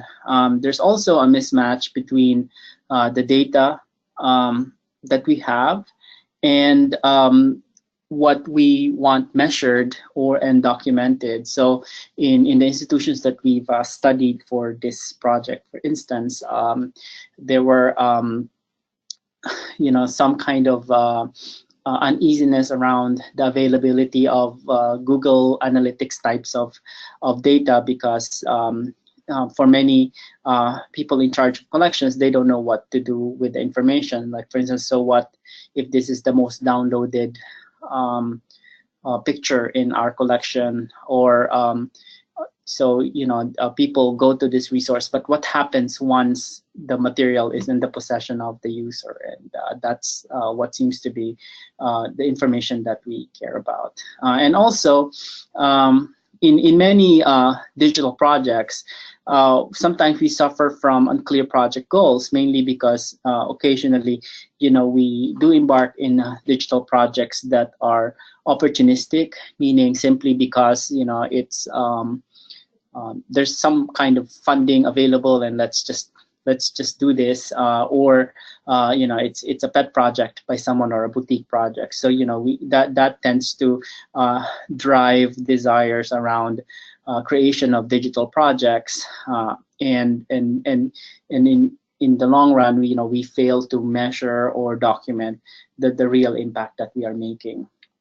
So there are models and methods out there that are available. I'm putting them in a slide that you can consult if you are really interested in frameworks and methods around impact evaluation of online resources.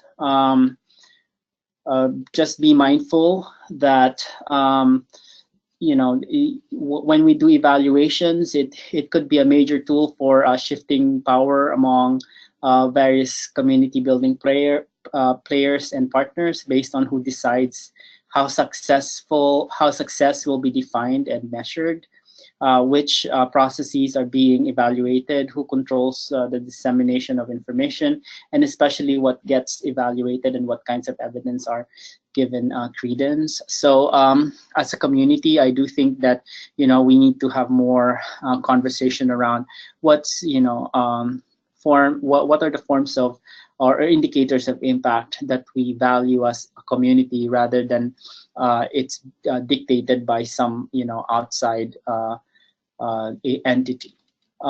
So going back to Simon Tanner's work, I just like to briefly show this illustration where he was making an argument that so the drivers of value for our collection, how do we recognize the importance of our collection? We frame them in terms of utility, whether they're being used, a sense of community, their use in education, their prestige, or by mere existence, they're valued, or sometimes it's an inheritance or bequest. But impact is more focused on the economic, the innovative side of things, the internal processes that are changing, and like the society and the audiences. So it's best to recognize these things as something that should be consulted in dialogue. So, for instance, how much of a question of use or utility is driving your perspective of impactful use by the different audiences that you have. So for this particular project, we asked the questions of so if we want to address the issue of finding suitable means of assessing and documenting the impact of use and access to ethnographic, digitized ethnographic collections, what are the concrete areas of meaningful impact that we care about, that we want to present as indicators of those impacts? And how do they match user expectations?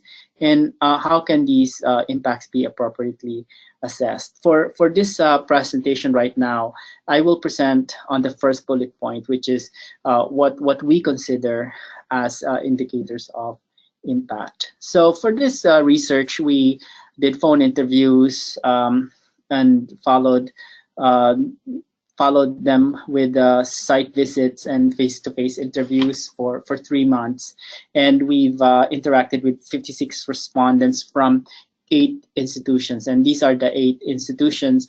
They happen to be all concentrated in the eastern part of the United States, the East Coast, and 3 of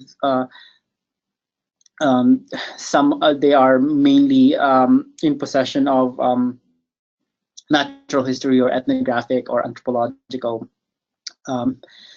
collections, and a lot of them are affiliated with the Smithsonian Institution. So here's a breakdown of the respondents by role and expertise. So a lot of them are archivists, but some of them are administrators, curators, because some of them are placed in museums, not just archival or library institutions, managers of collections, so forth and so on. So one thing that we discovered from this study is that typically there's this dissatisfaction with just numbers. They said, I'd say it's measured, ask about like how do you measure impact, and they say, I'd say it's measured in the easiest and most directly quantitative way, which is the downloads. What people do with that afterwards, I'm not aware of any assessments on that. We get anecdotal information. So so this is something that along the lines of what we want more avenues for understanding the impact that we're making beyond downloads. So from the analysis of the interviews and interactions and site visits that we had, we identified 6 indicators of impact that the different individuals we've interviewed. First is knowledge. Second, professional discourse. Third, attitudes. Fourth, capacity. Fifth, policy, and the sixth are relationships. I'm gonna give you different points on these indicators as we go. So the first is knowledge. So many respondents said that we want these materials that we provide online to be used in educational or learning settings. So knowing whether teachers are downloading them, and also not just in the formal classroom setting, but also in informal settings, whether materials are used for learning, and that how are they being shared or used to build knowledge about areas of interest to users, and also knowing the types of programs that are in place and how are they affecting cultural learning, like language revitalization, K-12 curricula, or cultural heritage, or the like. So how are these online digitized content being mobilized in the context of learning? Now, we need to expand a little bit, our notion of, roles of people in the context of learning. For tribal and indigenous communities, community users are scholars in their own right. They are scholars of their own culture, and that might be a very interesting opening for communities to document and assess, and maybe write reports about, like basically, how not just scholarly from the academic university standpoint, but scholarly use from a community standpoint, how community elders are using and reappropriating materials for their own cultural use. So the other indicator of impact that we care about is basically changes in attitudes. How are objects being used or circulating in non-community contexts? Meaning, it's one thing for a tribal organization to download the materials and then use them for their own purpose. But how about non-community contexts? Those who are outside indigenous communities. Are there changes in the attitudes? Are we becoming more accepting and tolerant as a society because all these materials are available online? Are we making significant attitudinal changes, especially given our current divisions in society? Are these materials obviously being mobilized for us to create better attitudes around different cultures and different in different societies around us, and also attitudes within professional setting.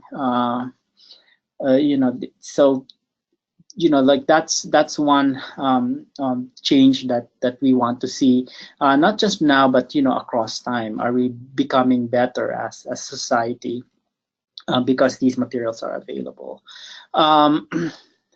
So the other point that I'd like to make is that there seems to be an assumption sometimes that Native communities aren't technologically sophisticated, but we've seen that it depends on the community and the tribe.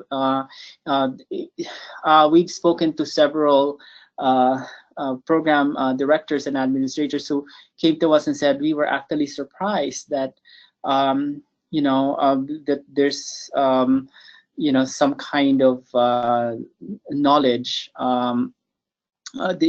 digital knowledge that exists in communities, and so like have an open mind around this, and see maybe this could be an avenue, a kind of shift in the attitude of working with community on digital projects. So the other change that we care about from the study that we've discovered is professional discourse. So are we changing as a profession? And in my context, it's the archival professional discourse. Are terms, language, objects, or images being used in literature, in conferences, the way we speak, we talk to each other, the different professional platforms that we use? Is there? Can we show some changes in our own vocabulary and the way we describe what we do, because because of access to indigenous collections online, and how are we shifting how we describe our professional responsibilities? So one good example I would say is, like earlier I began by reading this provision around cultural privacy. Heather, are you sharing your screen there? Yeah, let's go. I thought you were trying it out. I was going to say, wait. Sharing of within the Code of Ethics, the cultural privacy provision at the Society of American Archivists Code of Ethics. So that's one indicator, I think, of a particular shift. That language was not present in the older versions of the Code of Ethics of the Society of American Archivists. So the fact that it was included in the most recent iteration of or revision of the Code of Ethics, for me, is, I think, as indication of some type of professional discourse that's changing. So we care about that as a profession. So another is, like as this quote is indicating, is having adherence to the protocols that I've mentioned earlier, and also some institutions like the American Philosophical Society in Philadelphia has adopted its own internal protocols for the institution itself. So that's I think is an interesting professional movement that is happening, where institutions on their own creating their own in-house protocols for culturally sensitive content. So the other area of impact or change that we care about is looking at institutional capacity.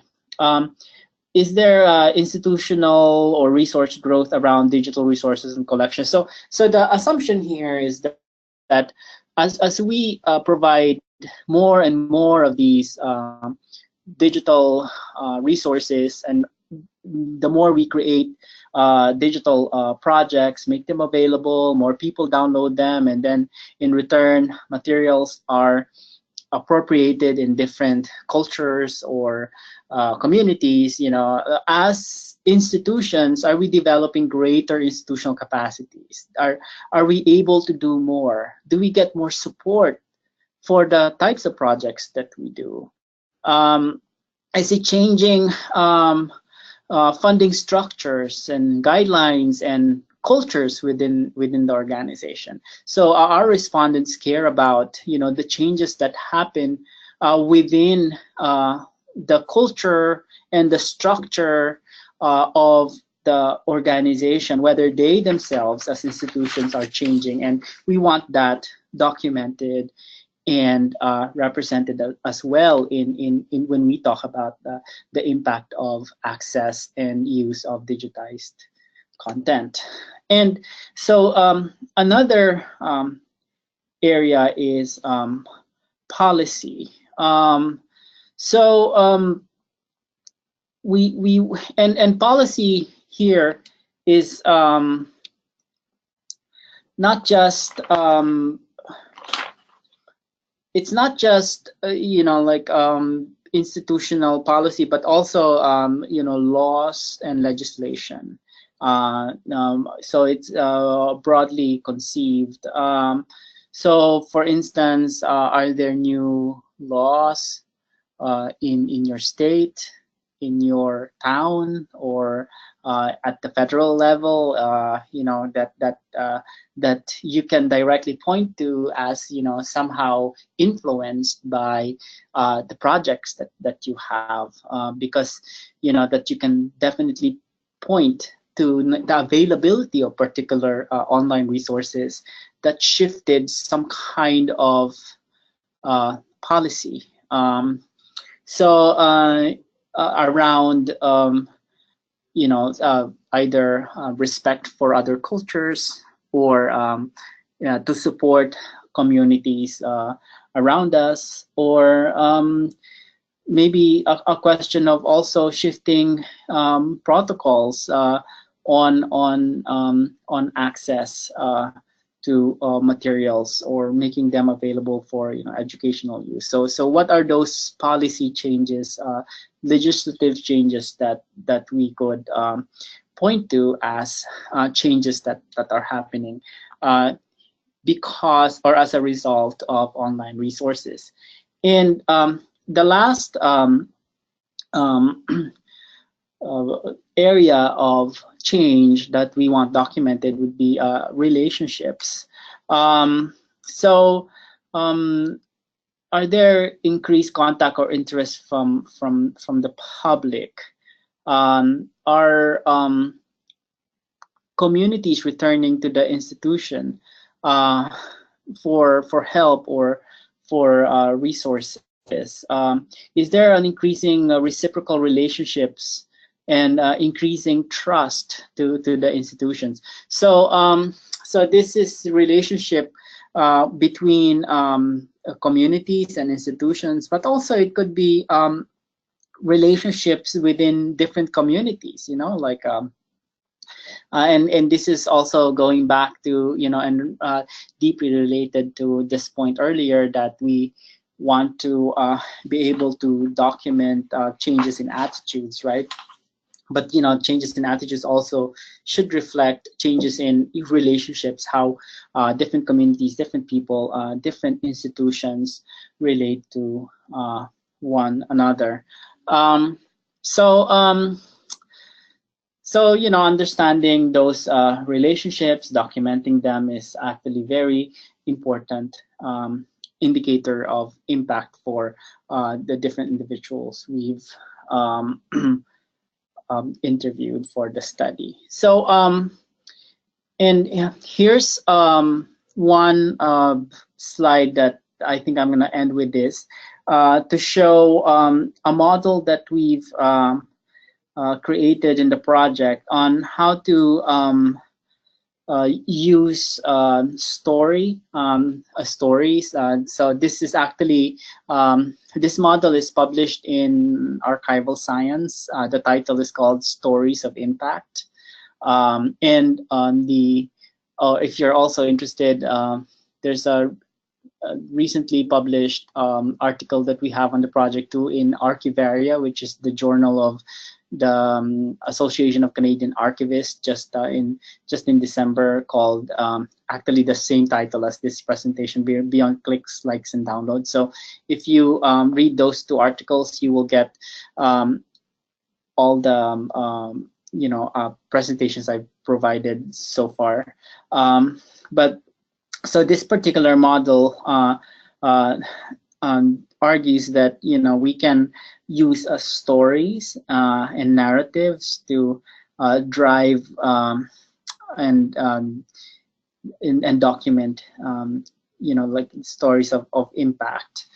So for instance, we can create impact stories around our audiences and around our institution on that pertains to metrics. So for instance, for the audience part, metric stories about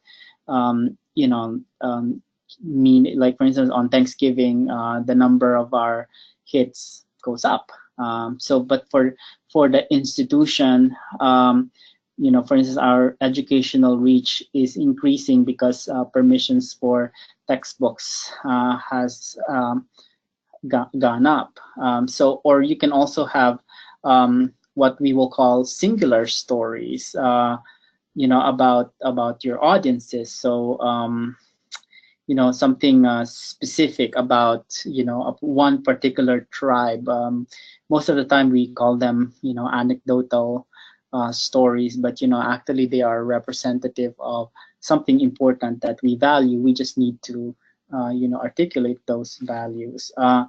Or a singular story about institutional impacts. So, changing, for instance, particular protocols and all that. And then the other type of story that we create are abstract, meaning, the things that are, like on the affective side of things. So, so meaning you can point to better sense of visits and more efficient and enjoyable visits, for instance, for your users, or for the institution, having forging closer relationships to your different communities. So you can mobilize stories, different types of stories around impact zones. So between the audience and the institution, in terms of the metrics that we use, a singular or anecdotal story that we have, or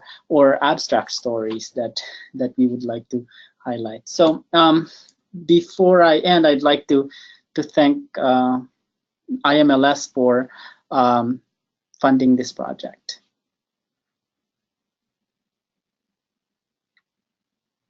Thank you, Ricky. So if you're attending, don't forget you can ask a question in the text box, or you can raise your hand and use your mic. Ricky, just to start, your project, is there anything ongoing as part of it? Is there going to be any, do you know if anyone's using these questions to do any additional self-assessment, or if there are any archives or institutions that weren't involved in the study that you talked about that might be doing something like this? Mm-hmm. So actually, that's a good question, because part of the study is partnering with the National Anthropological Archives of the Smithsonian Institution. So we are right now creating specific toolkits that would document and assess those different areas for their collection. So in early May, we are hosting a specific workshop. We are bringing in heavy users of the National Anthropological Archives, or NAA, collection into in Maryland. So to discuss, like the different instruments that we're creating, whether certain questions are appropriate to ask for certain users. So this workshop is not a workshop that will teach people how to use the instruments, but also actually it's a workshop to co-create those instruments in consultation with different user groups. So we have teachers and tribal elders, high school students, scholars, and a different mix that we are consulting. So so we want to develop specific toolkits that can be then downloaded by other institutions, but we're using the NAA as a test case for this. And do you have any plans right now to communicate the result of that, or will you be deciding that later? So the results of that, so we have, so far, as I mentioned earlier, we published 2 articles, but those are, like basically the content of this presentation. But in the future, we want to make these toolkits available. We are discussing right now whether these toolkits are best disseminated through the NAA website, or is it going to be disseminated through the Valuing Our Scans website, the project that I'm doing, or maybe both? But we are definitely committed to making the results of the projects, including the toolkits and published items, available for wider use, because that's what we want to do. We want all institutions having the capacity or the ability to document and assess the impact they're making. Okay, I do have a question that was submitted. This was submitted during the presentation. Can the Digital Millennium Copyright Act use cultural privacy as reason for takedowns? Oh, so, so legal policies like that, I don't have any legal expertise, but to me, I'd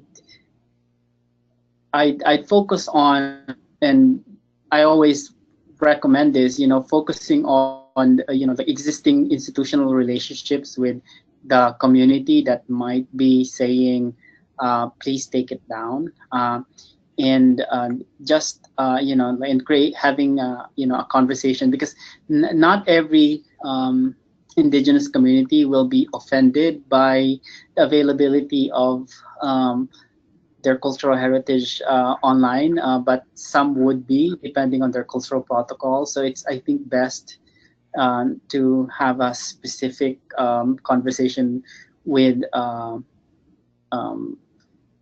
those community members who might be objecting or questioning why you are making things available. I'm trying to put a kind of middle ground here, because on one hand, you don't want to be completely strict about making things available online, because not every culture would be the same. And while we acknowledge that many of the ethnographic collections were created without informed consent, nevertheless, many communities use them for and repurpose them beyond the original context that they were taken. So for instance, sometimes in language revitalization, so some communities do find other uses for these materials. So it's not always a kind of take it down question. But if we want to use legal instruments, I actually would like to more focus on the relationship side of things, and what's expected in terms of our code of ethics, our professional mandate. Okay, I've got another question, and I'm just going to read this one off. Have Native American archivists faced resistance from Google to remove incorrect and inappropriate content that violates such codes of practice? So the Google search engine, basically? That's how I understand the question. Yeah. So that's a good question. Unfortunately, I'm not very well versed with the legal aspect side of things. I mainly work with specific institutions and how they manage their relationship with different communities that might be represented in their collection. So I also know, for instance, that many Native communities use Facebook, for instance, to connect with their youth, and there are many platforms. So, but that's a very interesting question, and maybe others may have answers to that, whether indigenous communities have specific conversations with companies like Google on a takedown policy. But I think a best way to do it is if you know of a community who basically discovered their cultural heritage items by Googling, and they take offense to that, perhaps you should go directly to the institution that's making it available online in the first place, and have a dialogue with them on as to why it might be harmful to make those collections available online. Okay, thanks. Since we got a few minutes, started a few minutes late, we might have room for one more question. So don't forget, you can use the question box to type in a question, or you can raise your hand.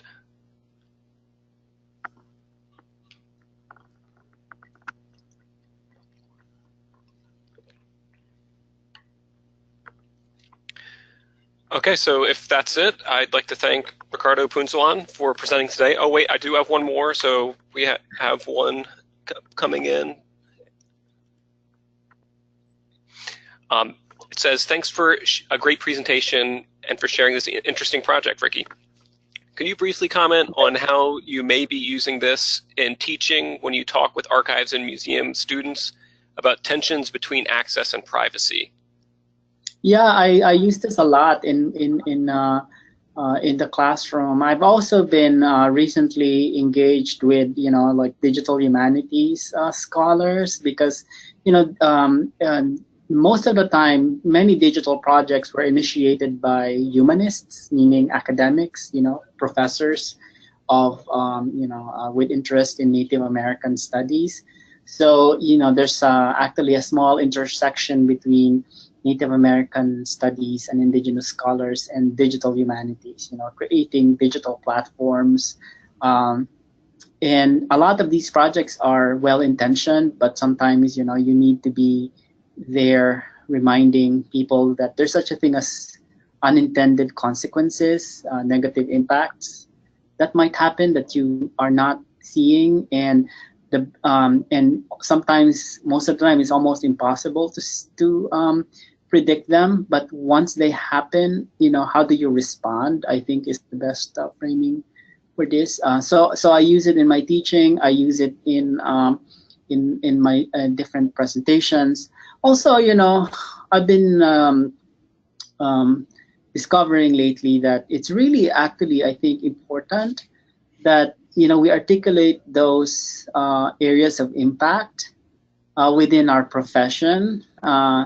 Then we take charge of the narrative of what is important to us. That it's not I've memorized those 6 areas. So when I talk to other professionals, I ask them questions around those 6 areas, and it's a better conversation than, say, what's the most downloaded item in your collection, right?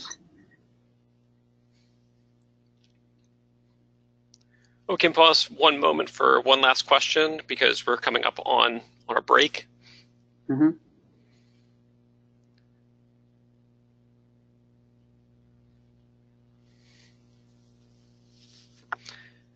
Okay, well, thank you again, Ricky.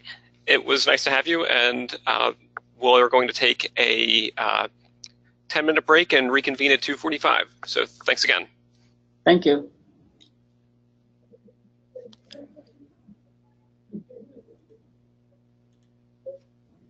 Okay, we're going to reconvene at 2:45.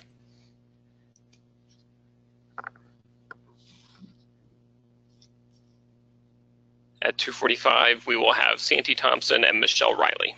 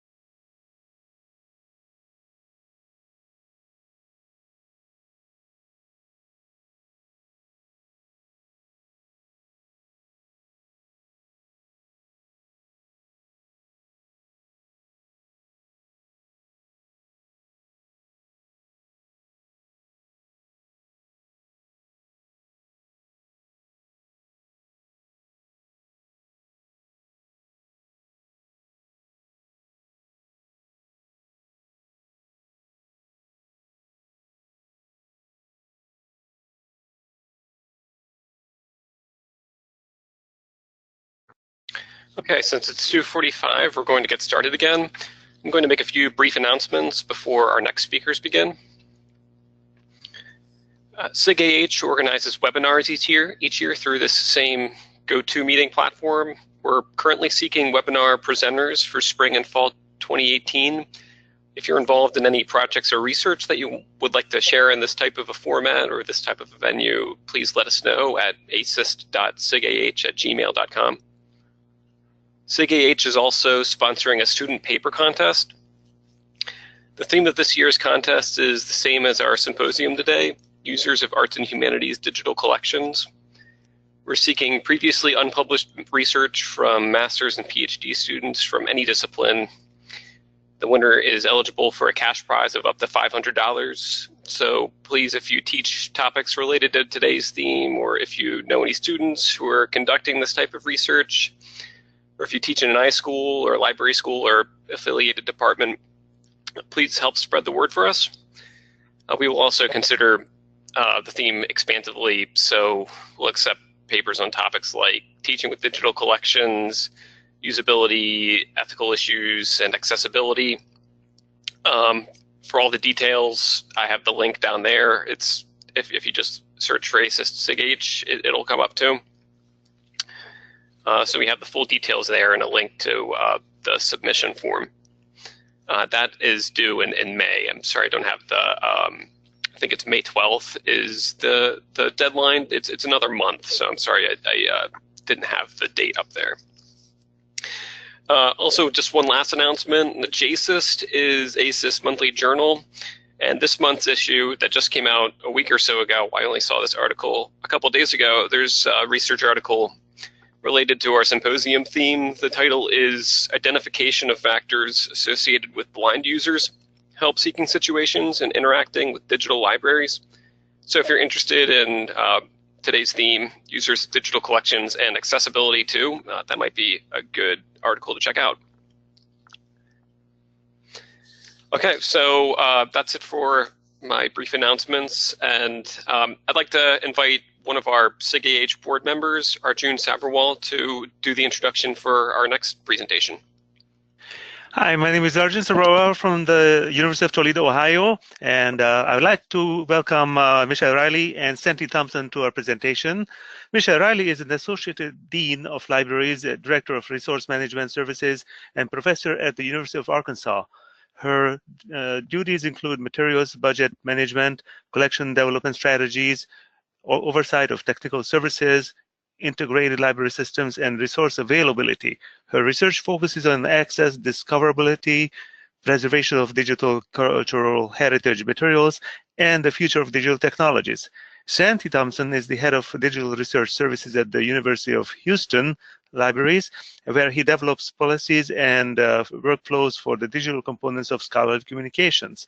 Their presentation today is Reverse Image Lookup, Assessing Digital Library Users and Reuses. Please join me in welcoming Michelle Riley and Sandy Thompson. Thank you.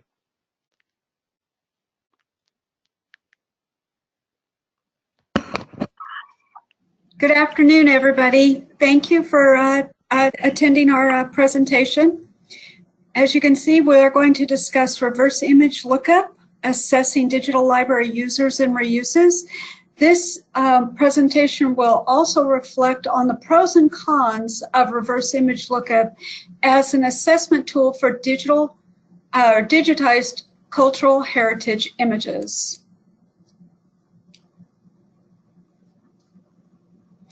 So our outline for our presentation, we will discuss an overview of the definitions and of reuse, CBIR and AURA-IL. We'll talk about some case studies. We'll talk about the methodology and results from our particular study, the benefits and limitations, and some of the implications. Librarians have primarily focused their assessments on the usability of digital library platforms in the past. But in more recent years, others like Sandy and I have attempted to address how these materials are being used and reused on the web. a concept that is also known as ultimate use. So CBIR is content-based image retrieval, and it searches the image's attributes such as color, shape, texture within an image, and retrieves the exact image or a similar image is found on the web. CBIR, popularly believed to be conceived at the 1992 National Science Foundation workshop titled Image Query Matching, has traditionally been used to identify unauthorized uses of commercially licensed images or brands. An early adoption of digital libraries centered around image discovery. So there are several examples of libraries who use interfaces that integrate with CBIR search functionality, including the State Hermitage Museum in Russia and NSF's International Digital Library Project. It's only been in the last 5 years that digital library literature has noted the application of RIL technology as an assessment tool. Its underlying search algorithms provide users with the variety of ways to search for image, including pre-existing or user-drawn images, semantic retrieval, and relevance feedback. RIL is a derivative of CBIR. It is titled Reverse Image Lookup. It's a web interface. Most of you guys know it as the title of Google Images, though there are other types of CBIR, RIL platforms such as TinEye, Google Images, Bing Image Match, and Pinterest Visual Search Tool.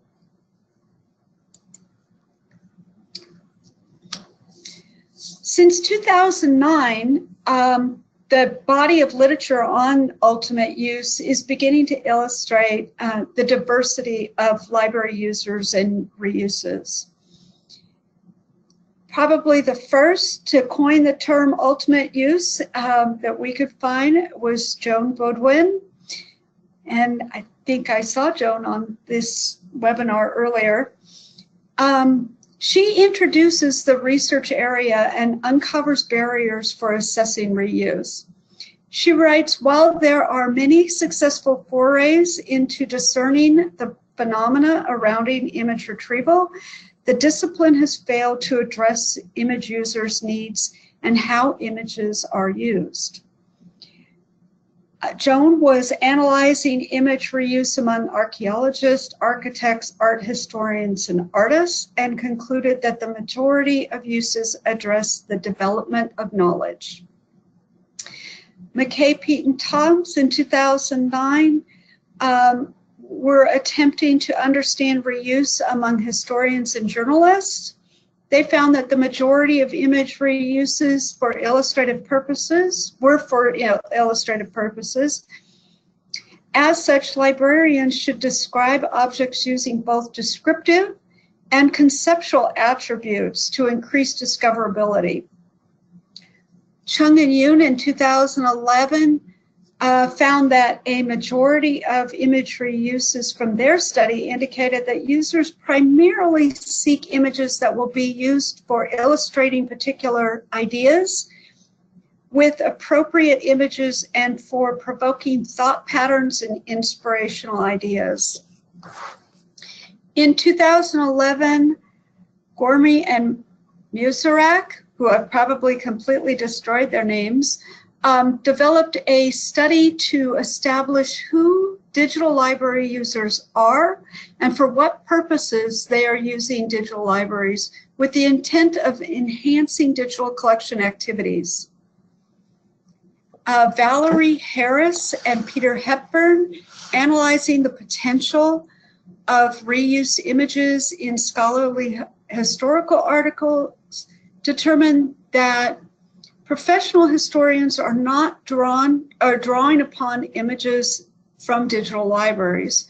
The cause, they speculate, is due to the historian's inability to locate images relevant to their research. Santi and I, in 2014, supported this theory when we reviewed the reuse of a digital cart system from the University of Houston Digital Library, and found that most reuses were personal and non-scholarly pursuits, including personal research and popular culture publications. There's also been several studies that analyze the benefits of integrating RIL technology to examine how content is being repurposed over the web. Kusha and Thewell and Rossi in 2010 were using TinEye as a search engine. They evaluated 260 images from both the National Aeronautics and Space Administration, NASA, and popular artwork from around the world that were copied and reused on the internet. And what they found were apparent motivations caused one to reuse images online, and whether the type of image selected generated reuse. The authors concluded that it is reasonable to use TinEye for assessing the value of digital images over of different types. Terrace and Kirtan selected 32 paintings, and they designed a study using two RIL tools, TinEye and Google Image Search, to understand reuse on the web and the effectiveness of these tools as assessment tools. They concluded that RIL can be of value to those assessing reuse on the web if anyone who undertakes this study uses these tools, takes care to sort of create a framework. Kelly in 2015 used a smaller study and lesser known collections, compared the effectiveness of two RIL tools, TinEye and Google Image Search. And she concluded that Google Image Search was the most accurate of the RIL tools. And this was because the TinEye just did not produce the results she needed for her study.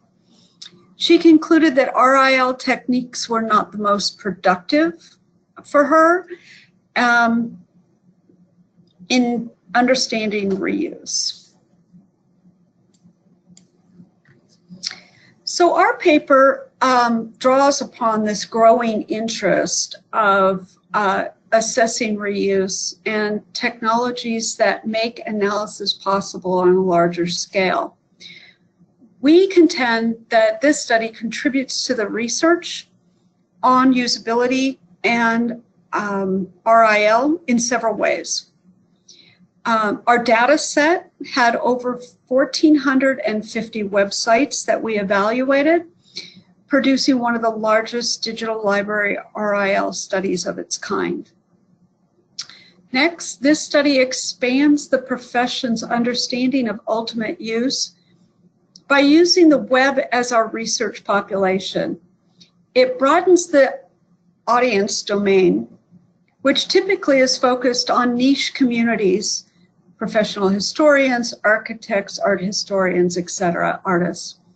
And finally, the results of our study emphasize the prominence of personal reuses among digital library materials, reinforcing the need to better understand the needs and characteristics of the everyday user.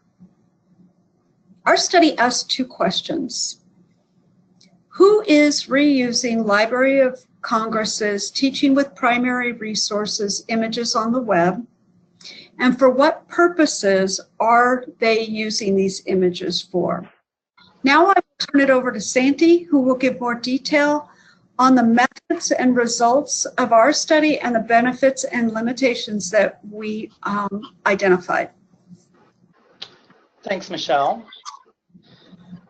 So to generate the data set used in this study, we selected at least one image from each Library of Congress Teaching Primary Resources, or LCTPR, lesson plan topic area, usually the first image available.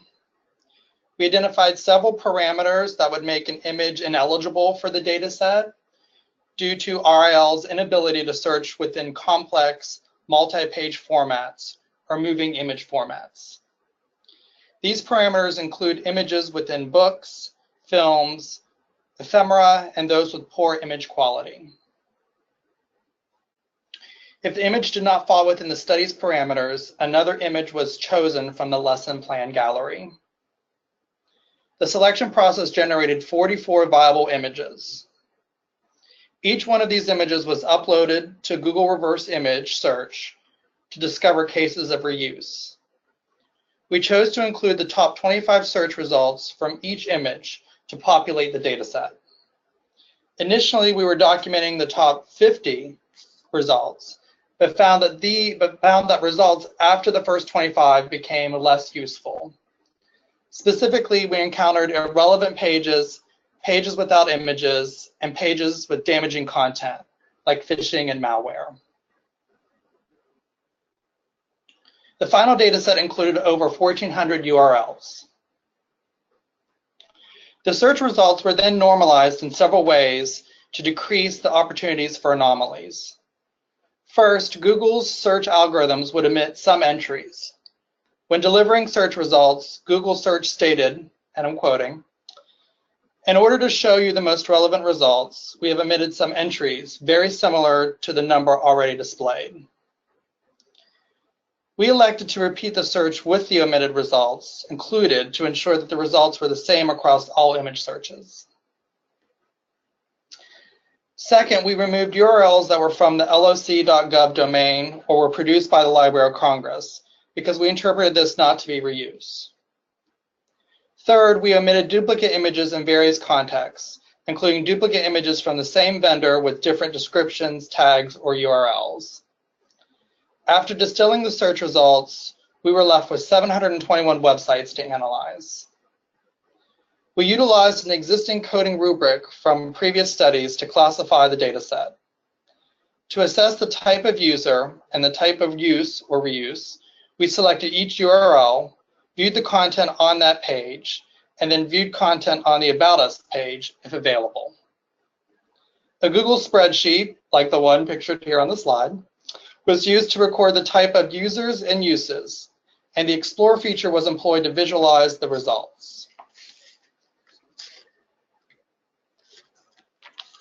So here you can see types and definitions of various user communities, including those from cultural heritage, government and industry, nonprofit, and, as Michelle mentioned earlier, the personal type. You can maybe spot a typo or two as well. Additionally, we have types and definitions of reuses, including social media, instruction, and scholarly research.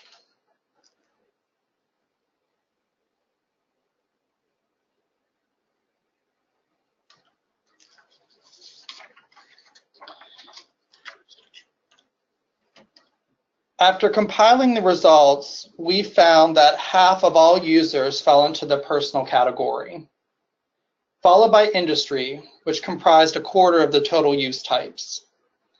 The remaining 25% fell into other types of users, which were defined in the table I previously showed.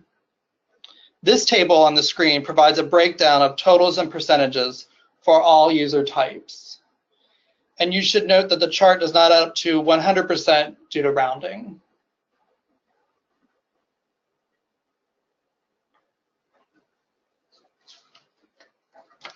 Additionally, we compiled results for the types of reuses.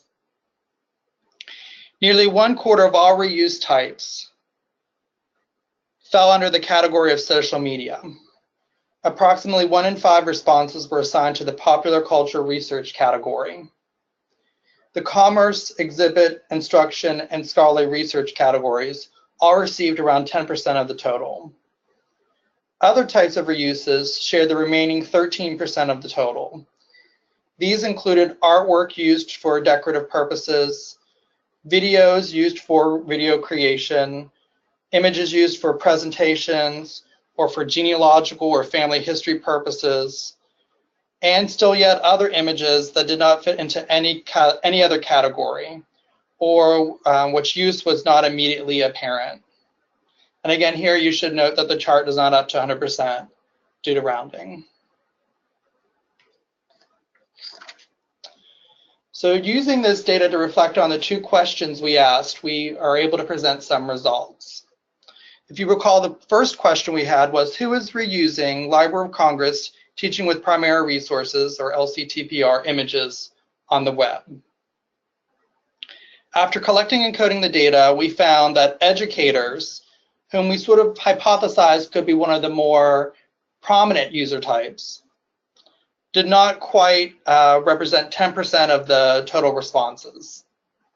However, the most popular type of user, at 50%, was the personal category. This result aligns with other research on reuse or ultimate use and the users of digital library materials. Michelle mentioned some studies earlier, including Gorney and Mazurek and Chung and Yoon, who our results correlate with the data collected and analyzed in their studies. They also found that majority of users and uses are for personal uses by everyday users. These studies all indicate an emerging pattern of digital image reuse and the personal user type. Question 2 asked, for what purposes are LCTPR images being reused? Our study's findings demonstrate that social media and popular culture research outnumbered any other type of reuse. Social media instances from data showed users repurposing LCTPR content for personal motivations. An overwhelming majority of social media reuses came from Pinterest.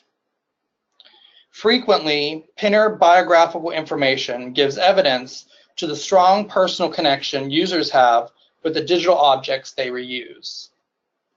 For example, one Pinner identifies as, and I'm quoting, a publications professional, husband, dad, doodler, baseball fan, imaginary musician, and cheeseburger addict. The Pinner's corresponding pinboard focuses on historical baseball images, predominantly baseball cards. Popular culture research was also a prominent type of reuse among LCTPR images. Personal blogs comprise most instances of this reuse type. One example shows a blogger reusing historic images to discuss various topics of personal interest to the blog owner.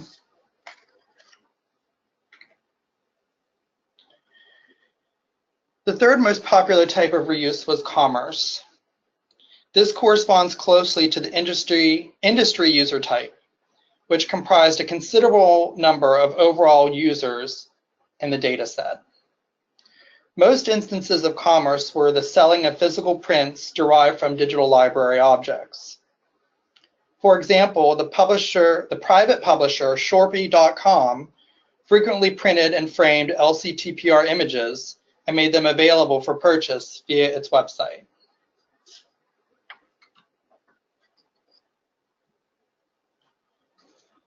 While RIL algorithms provided insight into assessing digital library users and reuses, it does so with some limitations. The diversity of user behavior may not make RIL an appropriate tool for understanding all types of users and reuses. In the context of our study, for example, educators, whom we hypothesized would be a primary user group, those educators may in fact be reusing LCTPR content outside of the web environment or in other ways that are not easily measured by RIL. Information professionals need to acknowledge the limitations and the challenges of using RIL technologies when beginning an assessment of digital library users and reuses. Acknowledging these limitations demonstrates how RIL is not a one-tool solution for digital library assessment.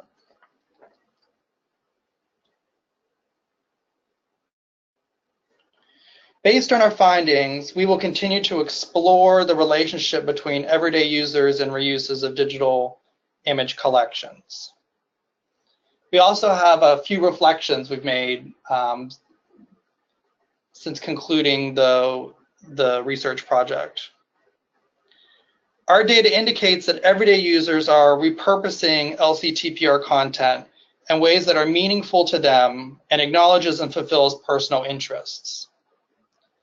This study and others addressing the reuse of digital objects should persuade information professionals to recognize the diverse user groups engaging with digital library content. The innovative adoption of RIL as an assessment mechanism should entice librarians and information professionals to look outside the box for other unorthodox tools that could be part of a robust toolkit for assessing digital library users and reuses.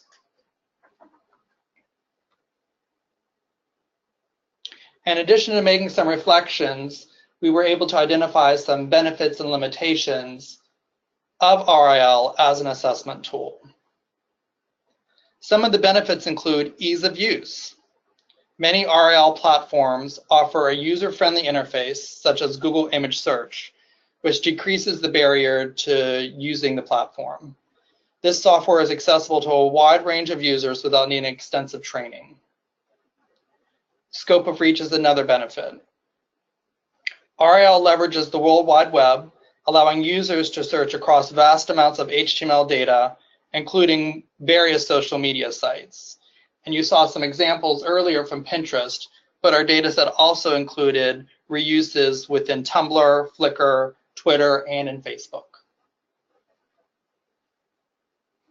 Another benefit is that it relies on image attributes. RIL software offers users the ability to discover an image by using image attributes instead of descriptive metadata. One advantage of RIL is that that users who are engaged with RIL do not need to know keywords or phrases to describe the image that they're looking for. We also identified some limitations. First is around search results.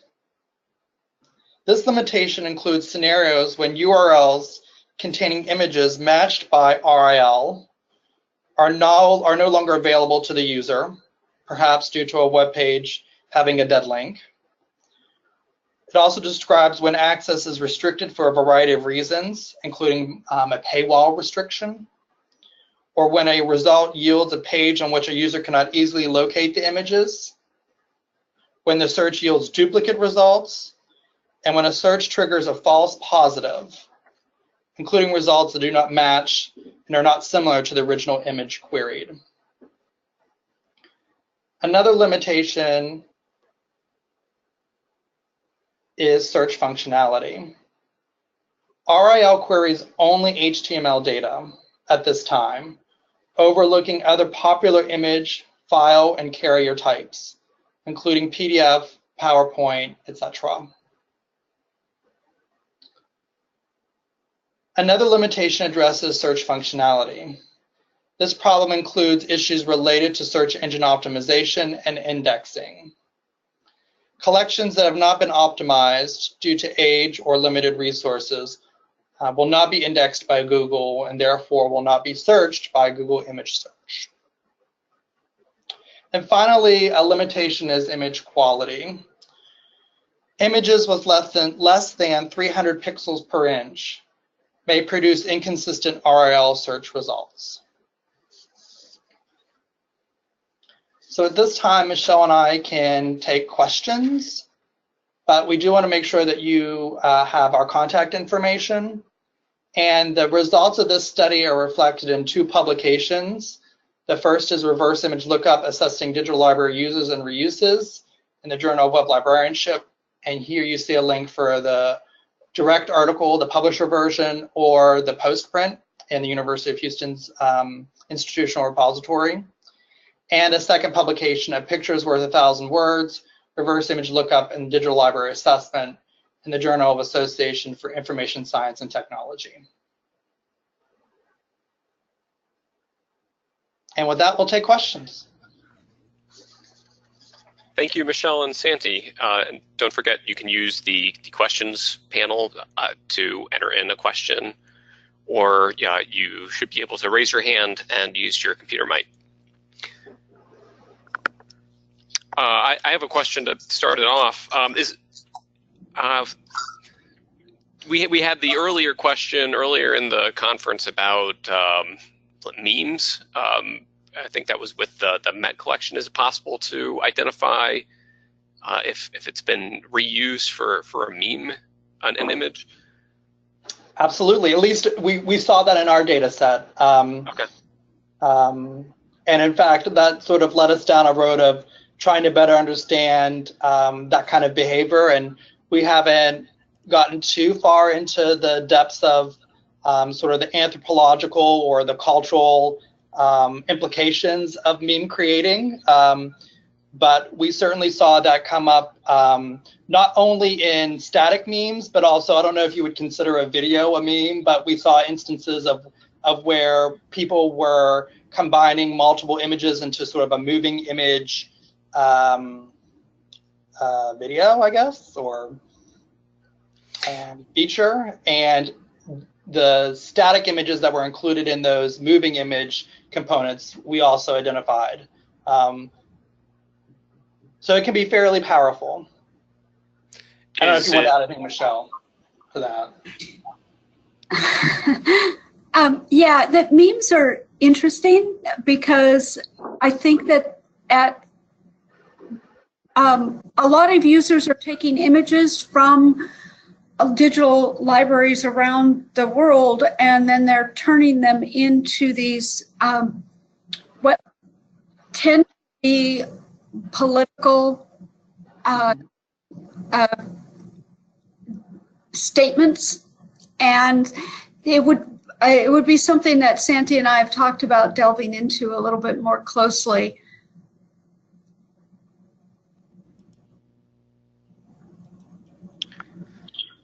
Are the search results for that less reliable just because of editing, or do you find that you get a pretty good rate of return for searching things that have been edited in that sort of a way?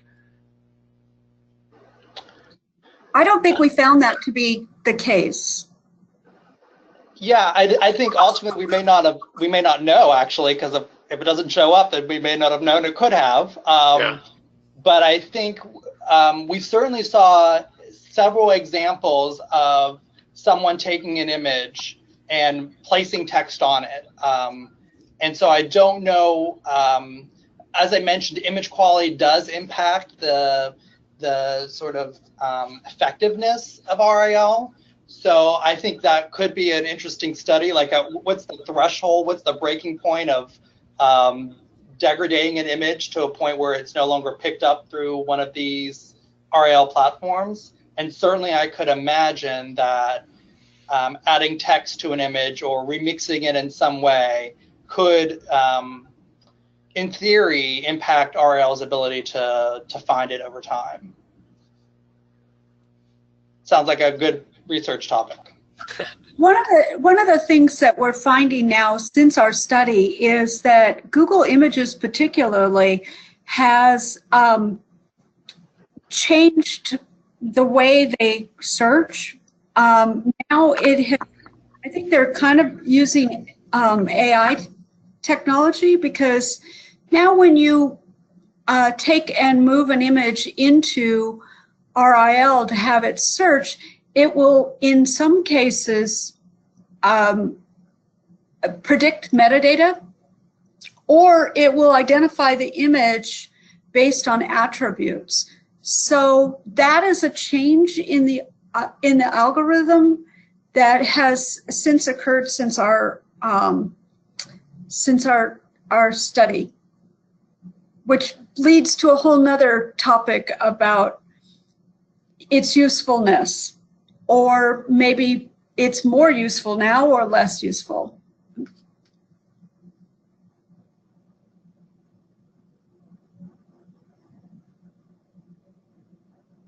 Still waiting for any other questions. So if you have any questions, please please enter them in or raise your hand. I have another question for you about your research and the coding for this. When you tracked ultimate use of some of these images and you classified some of them as for being pop culture research, can you elaborate a little more on what that means? Yes, you know, of course, it's been a while since we've done this study, actually. So I'm trying to think of what were some of the examples. So sometimes, and Michelle, if you can remember a better example, feel free to throw it out.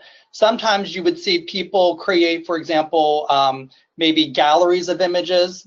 I don't want to say that they're sort of like Pinterest boards, but they may be things that are not necessarily in a publishable format, like there's no narrative around them.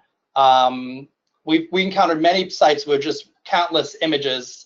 I don't know if it's like pre-Pinterest and things that people like, so they were putting them on pages. But it tended to be those kinds of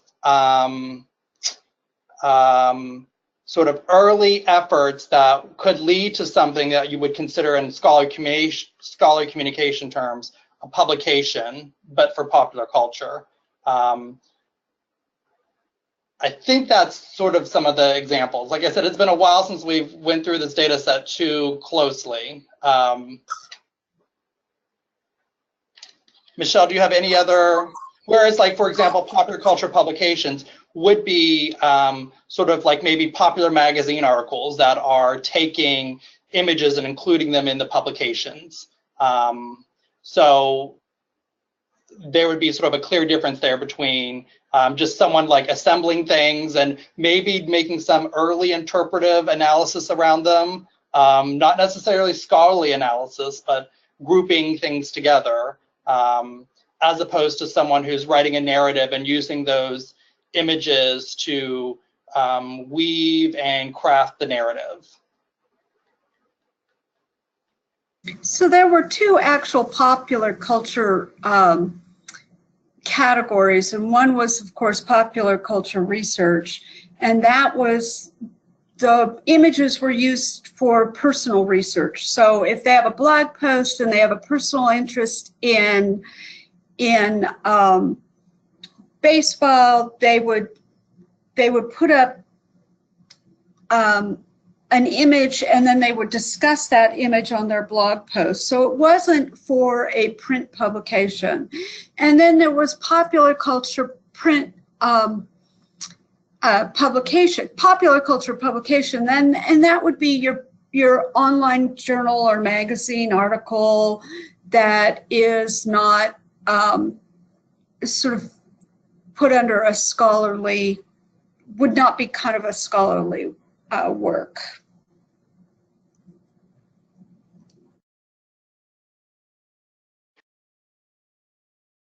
Okay, we have one question from the floor. The question is, have you tried RIL assessment on your own institution digital library holdings? And if yes, did you find similar uses?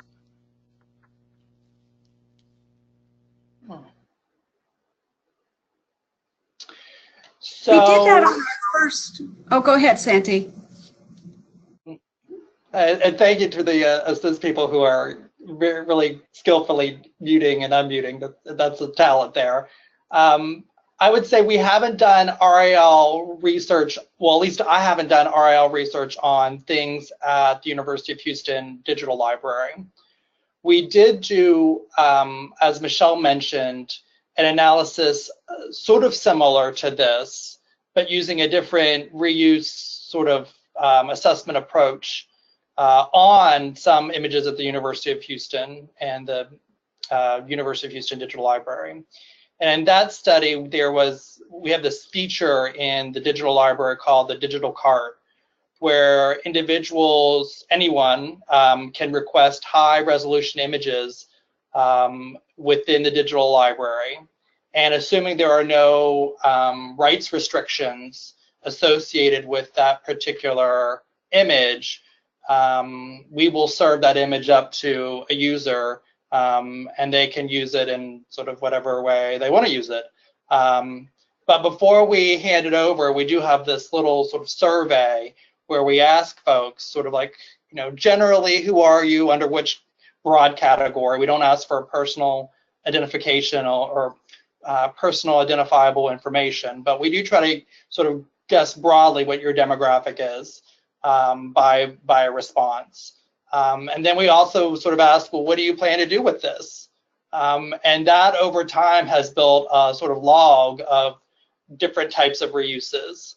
And so in a previous paper, again, that Michelle mentioned earlier in the presentation, we analyzed those logs to see what kinds of users and what kinds of reuses were occurring. And in that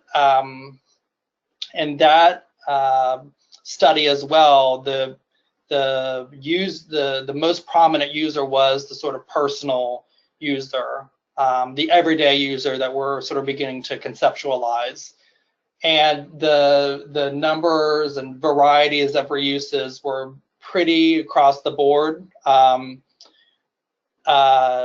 don't know if social media was as prominent as it was in this particular study, but it was certainly one of the aspects. But what it really told us was that at least those who were requesting high resolution images weren't just scholars or researchers or students. And in fact, they were often one of the lowest user sort of types engaging in the digital cart service. So we haven't done the same study. I haven't done the same RL study on local collections, but these results plus that earlier study that we did on the digital cart logs both indicate that there is a diversity of user groups, and sometimes, particularly in the academy, we think, probably rightfully so, first and foremost about faculty and students. But what both of these studies indicate, to me at least, is that there are lots of other individuals out there using these for all kinds of reasons, and we should be attuned to some of their needs and behaviors as well. I haven't done any studies on our particular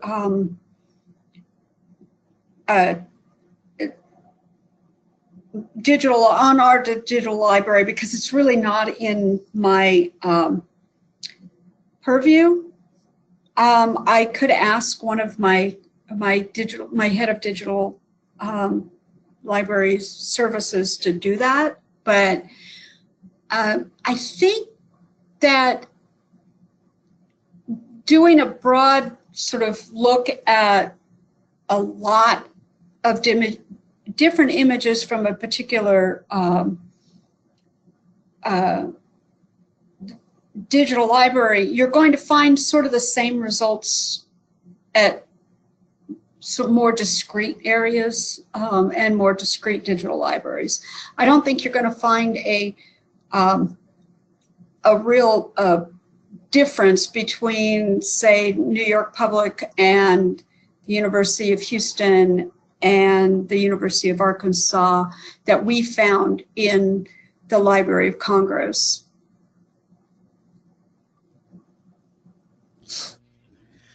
Okay, so we have 1 minute, so I'll pause for just a moment to see if there's any other questions.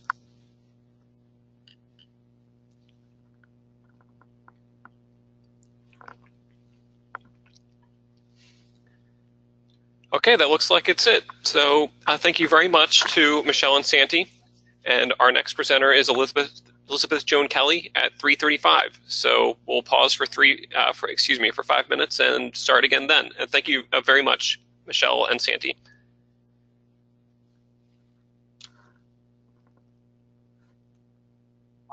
thank you very much for inviting us.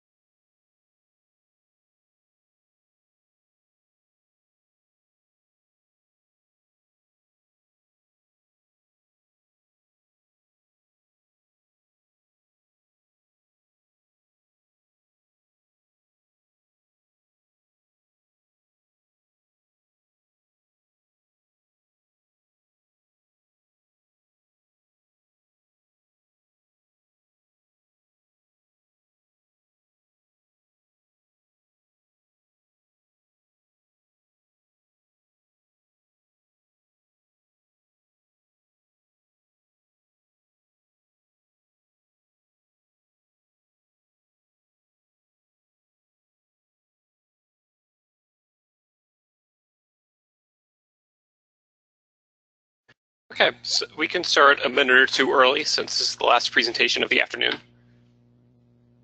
And I see that we've added in the chat window a link to accessible versions of the slides if you're having any difficulty viewing.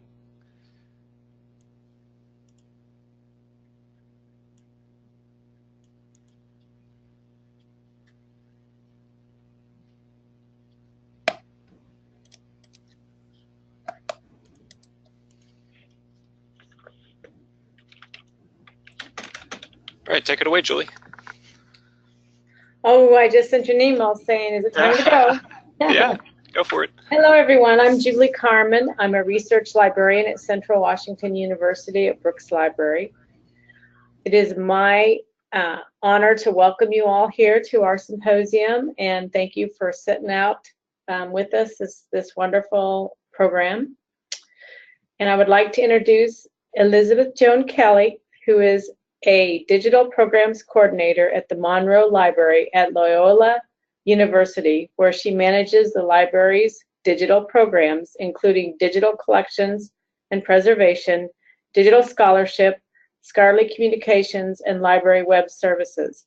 Her presentation today is How Do Wikipedians Use Digital Cultural Heritage? A case study from Louisiana. Please join me in welcoming Elizabeth Joan Kelly.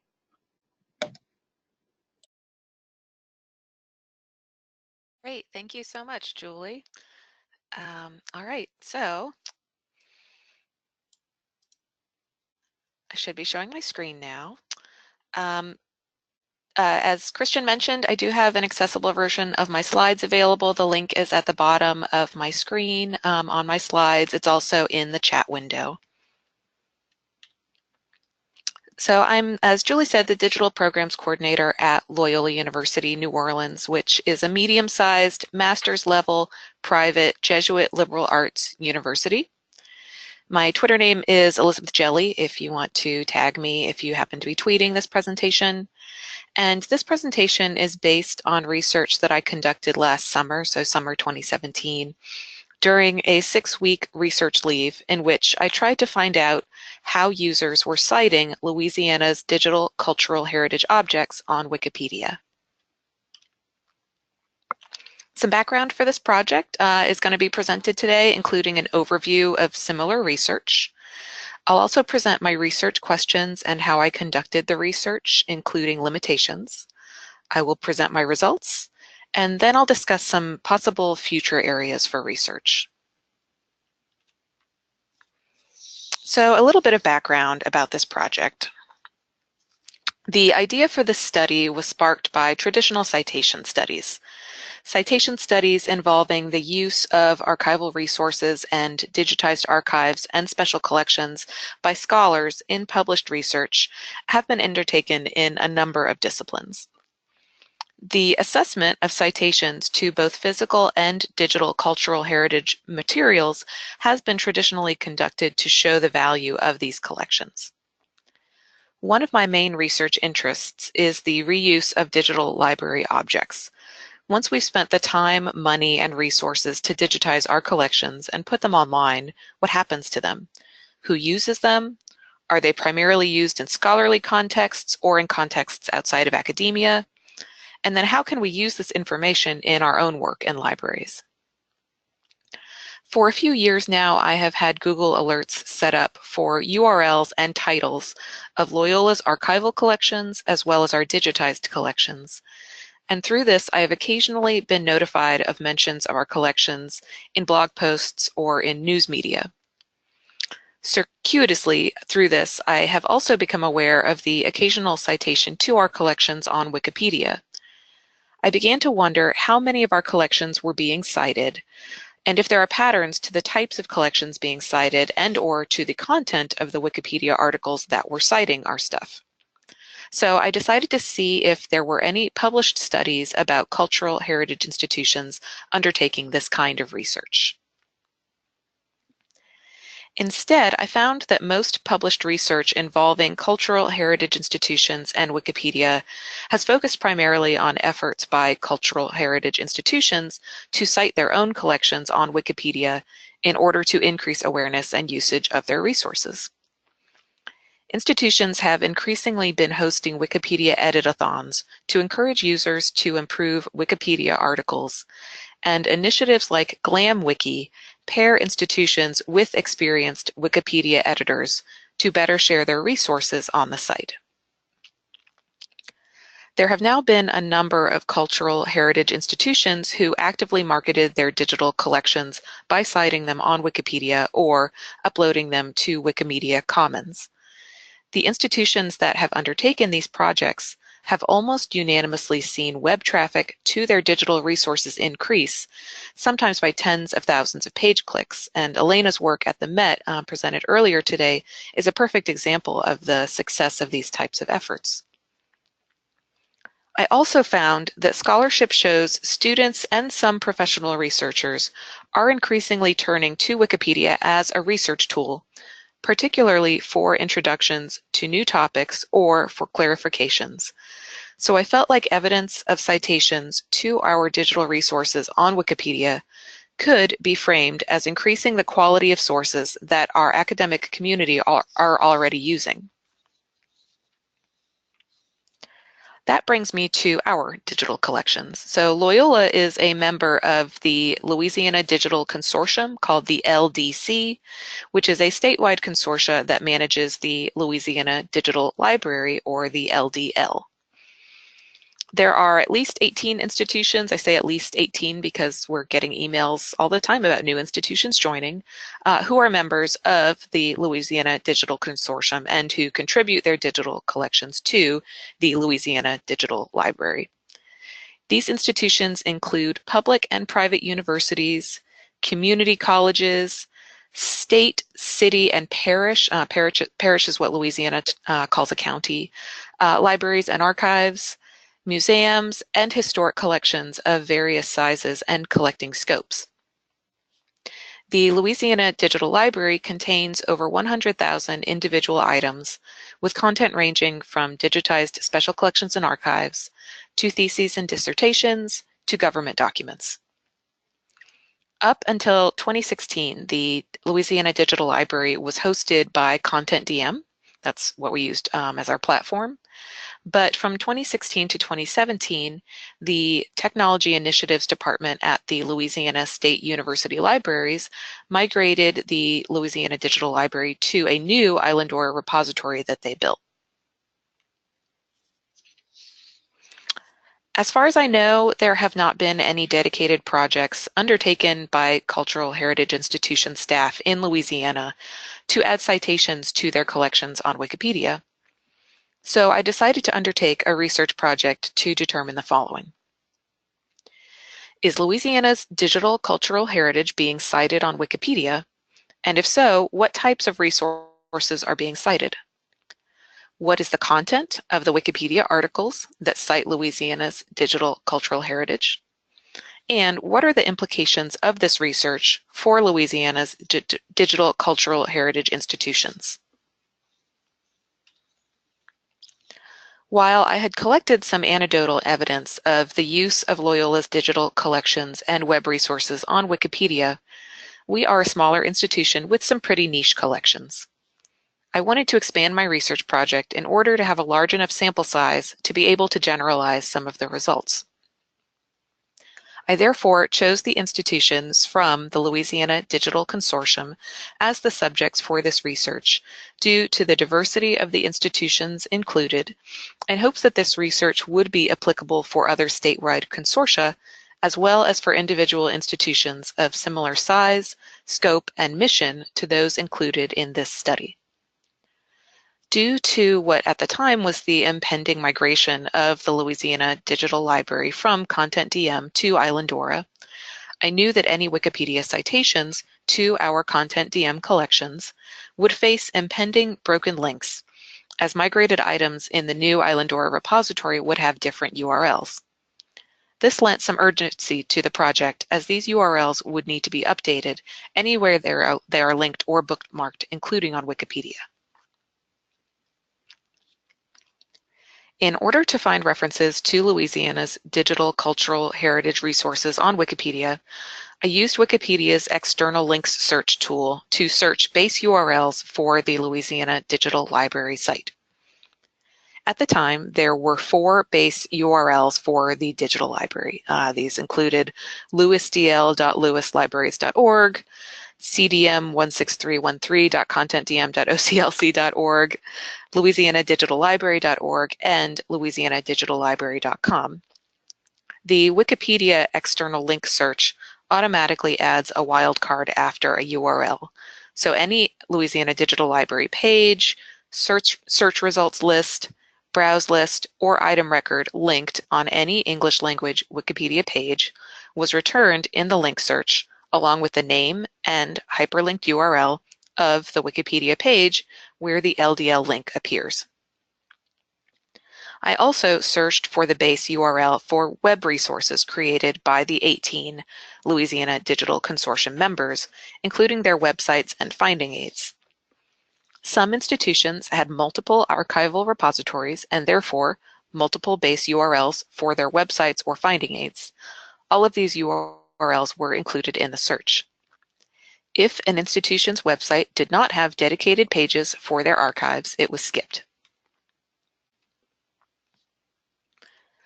The results from the external link search were recorded on a spreadsheet along with the name of the institution where the cited digital library or web resource came from, the type of item cited, such as a single item from the digital library, a collection landing page in the digital library, a website for a cultural heritage institution, a blog post, a finding aid, etc. And ultimately, there were 19 different categories for the types of items cited. If the citation was for a Louisiana Digital Library item, I recorded its type, whether it was a document, an image, or audiovisual media. I applied broad subject categories to the content of the Louisiana Digital Library items, as well as broad subject categories for the Wikipedia articles where the citations were found.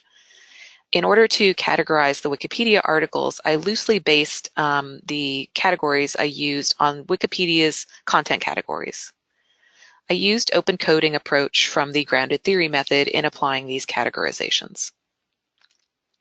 I recorded where on the Wikipedia article the citation occurred, whether it was inline in the article with a corresponding footnote, in the external links section, embedded in the article, or uploaded to Wikimedia Commons and then referenced in the file source portion of the article.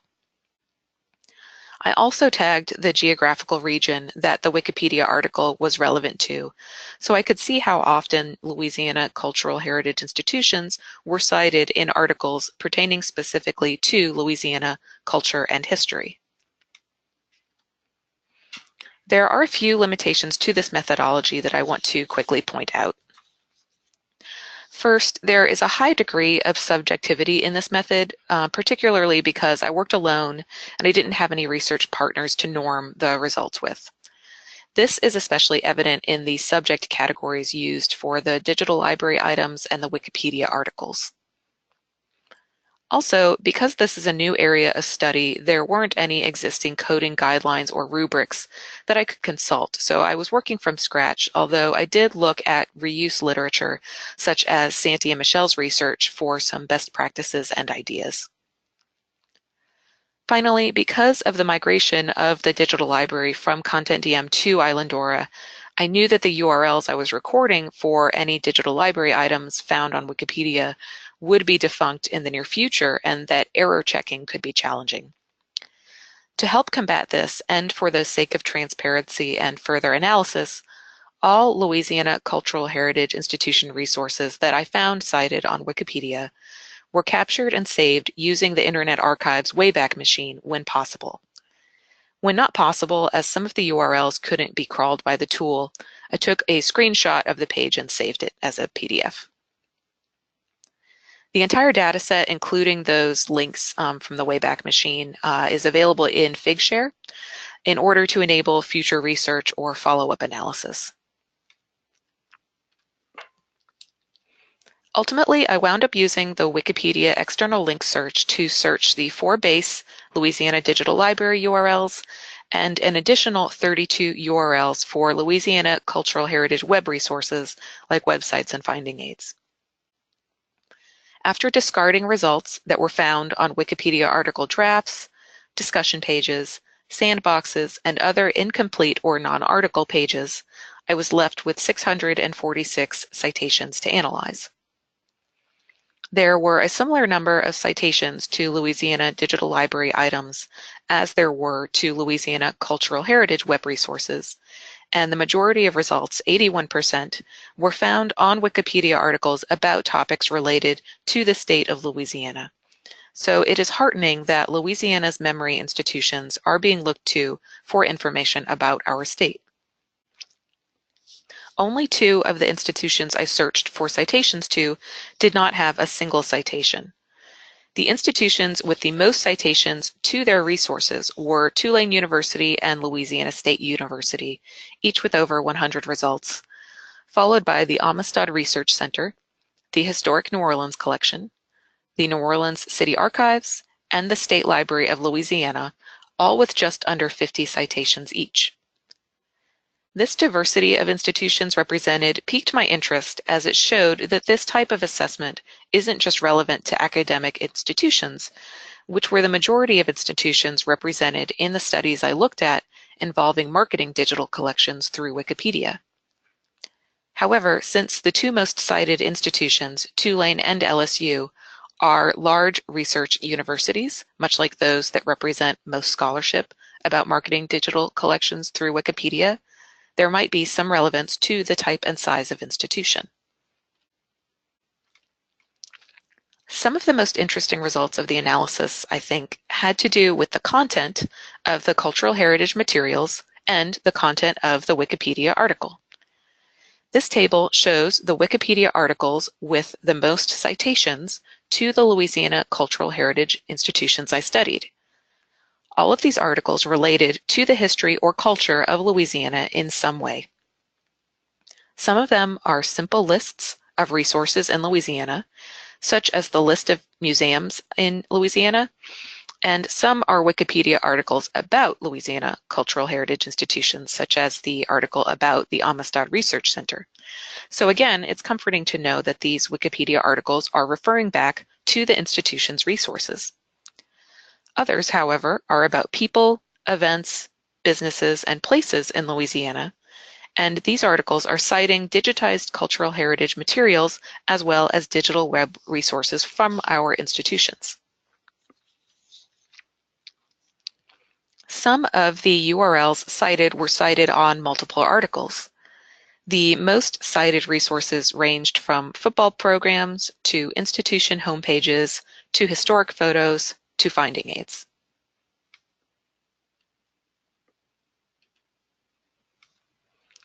The most prevalent subject categorization of the Wikipedia articles that had Louisiana cultural heritage citations differed depending on whether the citation was for the Louisiana Digital Library or for other web content. Louisiana Digital Library links were most cited on Wikipedia articles about culture and the arts, which included articles about college athletics, music and musicians, literature and writers, and artists. Cultural heritage web resources were most likely to be found cited on Wikipedia articles about society and the social sciences, such as articles about politicians and political activists, educational institutions, and commercial businesses. General reference and technology and applied science articles also included a fair number of Louisiana cultural heritage citations. Even before the Louisiana Digital Library migration from Content DM to Islandora, 19% of the Louisiana cultural heritage links found in Wikipedia citations were no longer available and therefore couldn't be analyzed. I was, however, happy to see that some citations included both original URLs for a source as well as an Internet Archive Wayback Machine URL. The use of web archived URLs in conjunction with original URLs for sources seems like a good practice to combat link rot.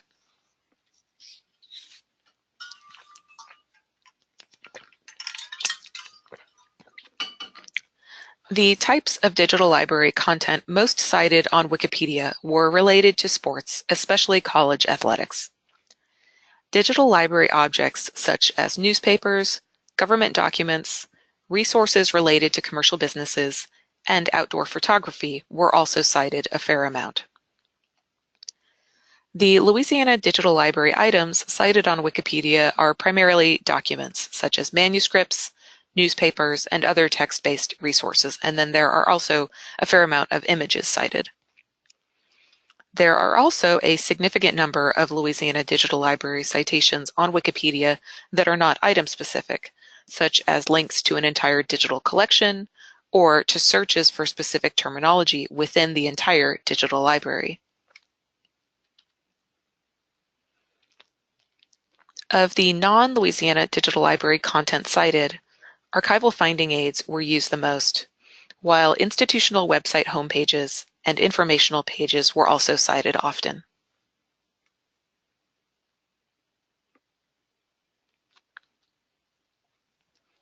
I mentioned earlier that I also looked at where on the Wikipedia article the source was cited.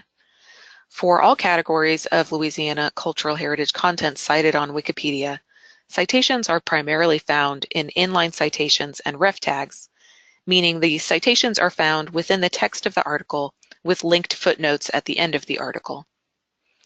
Since that is where Louisiana cultural heritage sources are primarily being cited, this means they are being used to prove the reliability of the information within these articles.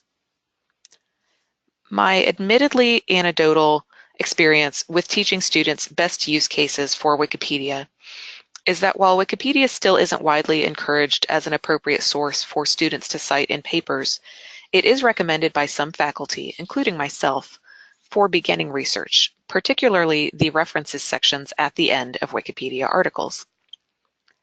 If my assumption here is true that other faculty are also sometimes encouraging students to find resources this way, there may be reason to believe that increasing the number of citations to digital collections in inline citations and ref tags on Wikipedia could therefore increase awareness and use of our collections by students.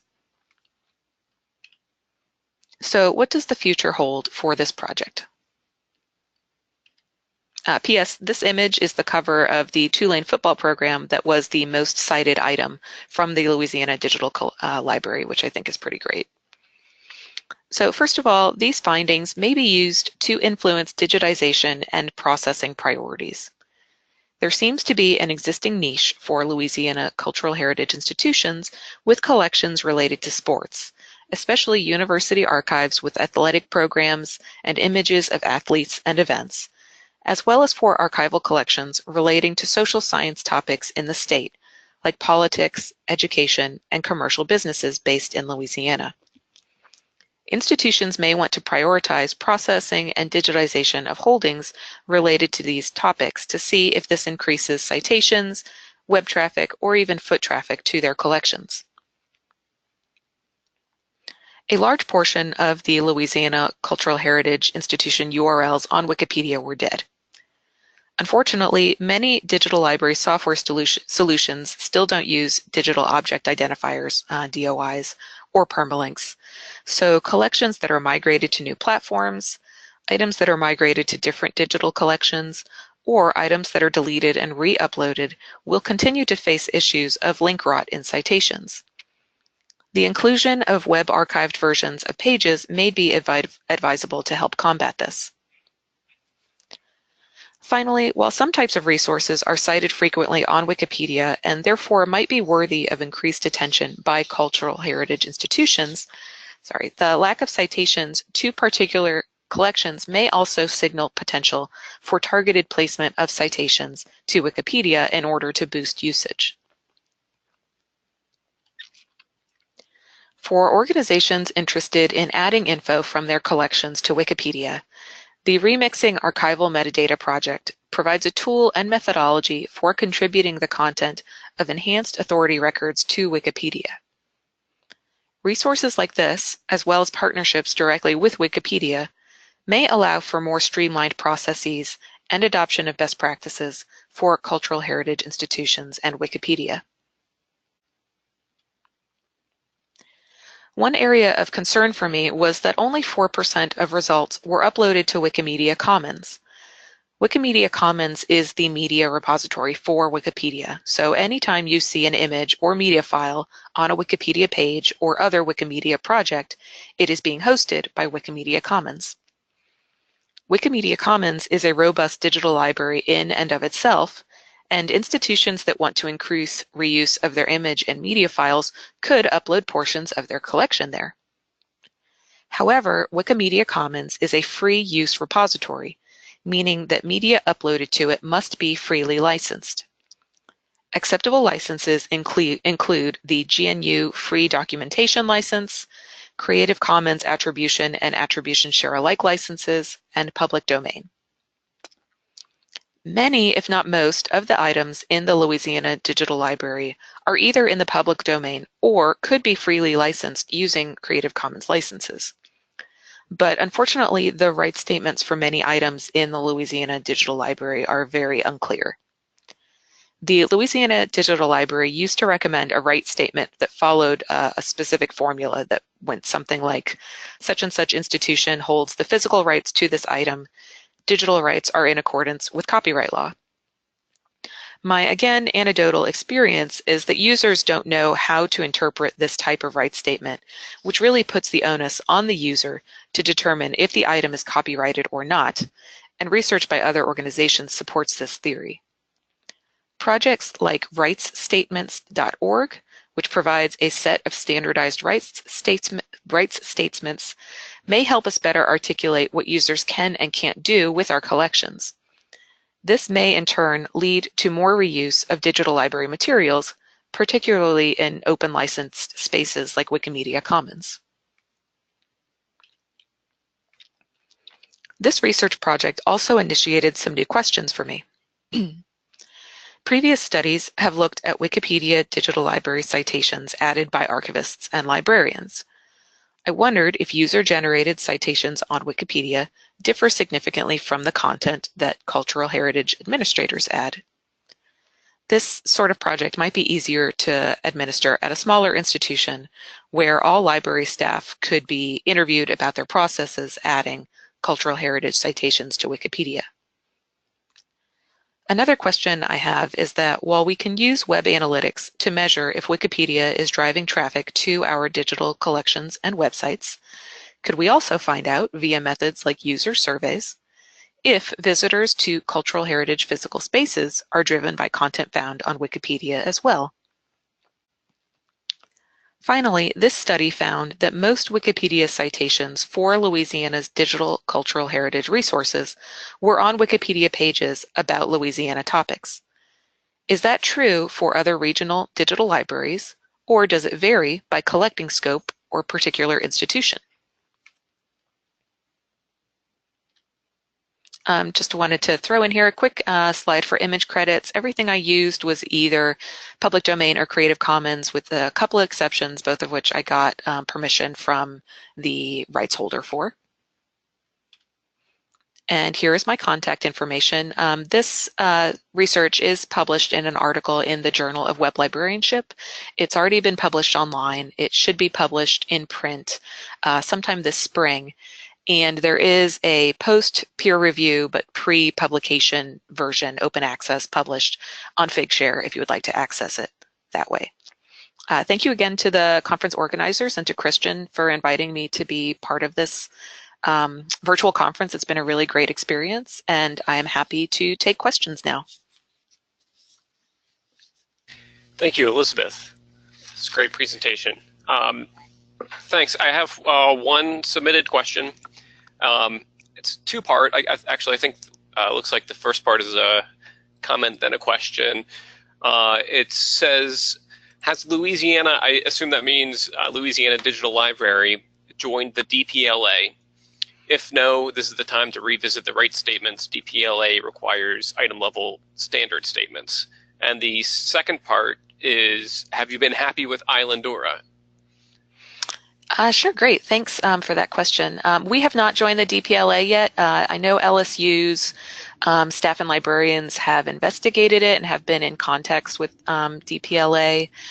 When we were with Content DM, I think those discussions had started, and the way Content DM counts how many items you have in your digital library was very confusing because you have individual items, you have compound objects, and so whether if you had a 5-page PDF, does that count as one item? There's 5, and so at the time, it was unclear if we, just as Louisiana, had enough stuff yet in our digital library to be able to join DPLA, because they have some requirements on that. I don't know how those conversations have continued as we've moved to Islandora, but I know we've also, some of us have talked to other states. Up until recently, I don't think there was a DPLA hub at all in the Gulf South, and I believe Alabama is now a member.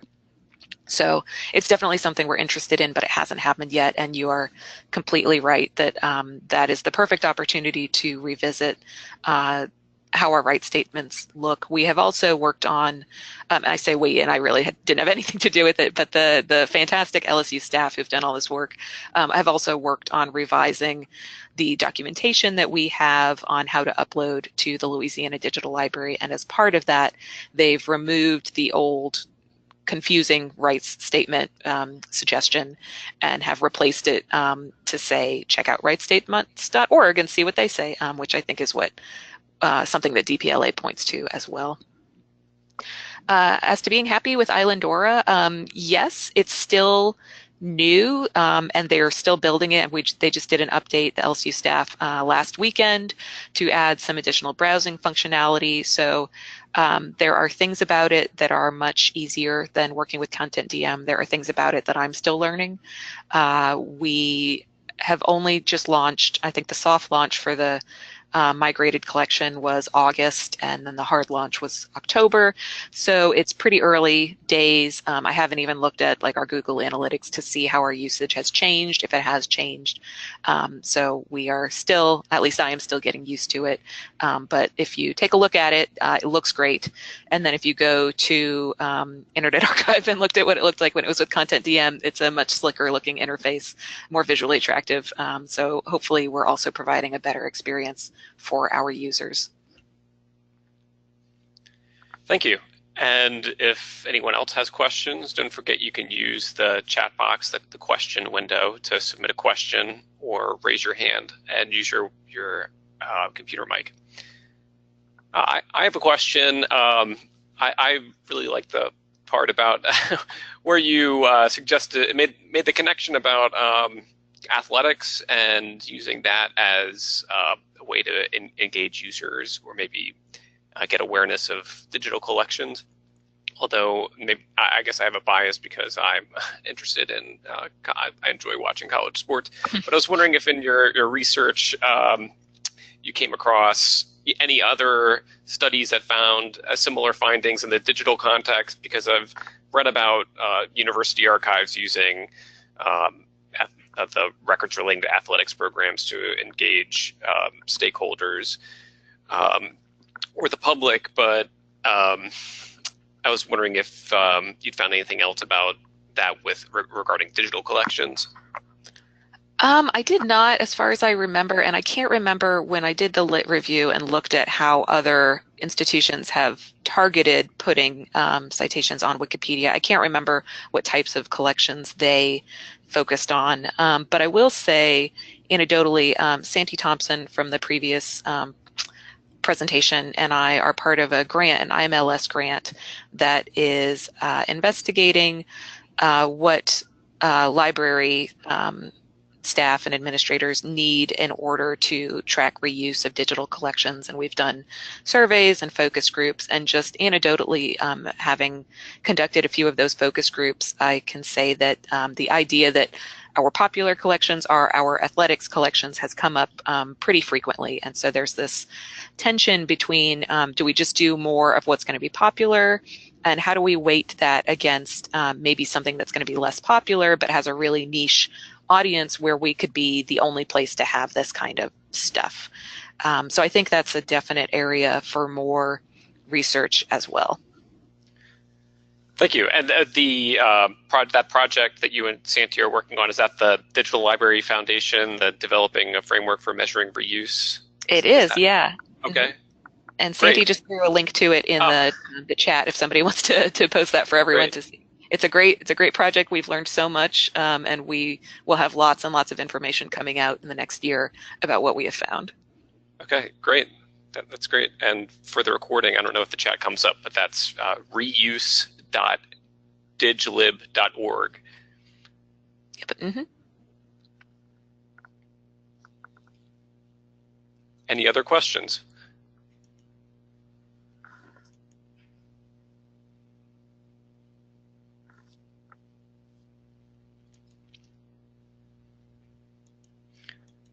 Okay, well, we still have one more minute, so I can pause another moment to see if anyone else has any questions for Elizabeth Joan Kelly. Mm-hmm. Or Santi, or either of them, if they have questions about the Measuring Reuse project. Mm-hmm. Yeah, if you haven't seen one of us already, there's a good chance you will see us in the next few months, because we've been presenting on that project at a number of conferences, and we have quite a few presentations coming up with the rest of our grant group. And I only became aware of that when I was watching the live stream for Code for Lib, which I believe was also recorded. So if anyone wants to learn more about that, if anyone listening wants to learn more about that, I believe that the recordings of the proceedings are or will be available online. Yeah.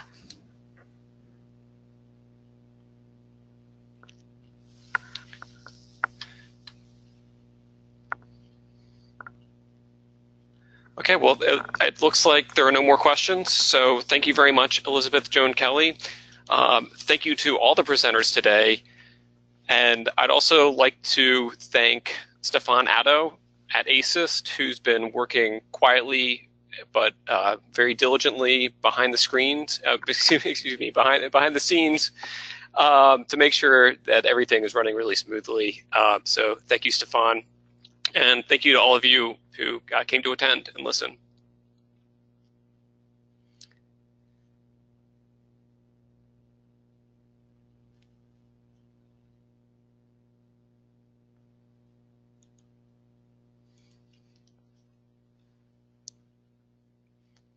All right, and Stefan, if you or anyone else don't have anything else to add, then I believe that's a wrap.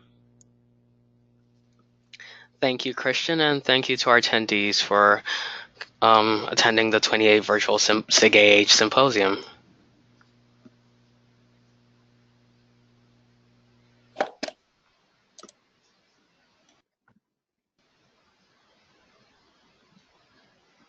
And for those still here, a recording of the symposium will be made available to you within 48 hours. Please check your email for the links to the recording and links to the presenter's slides. And that's all from me.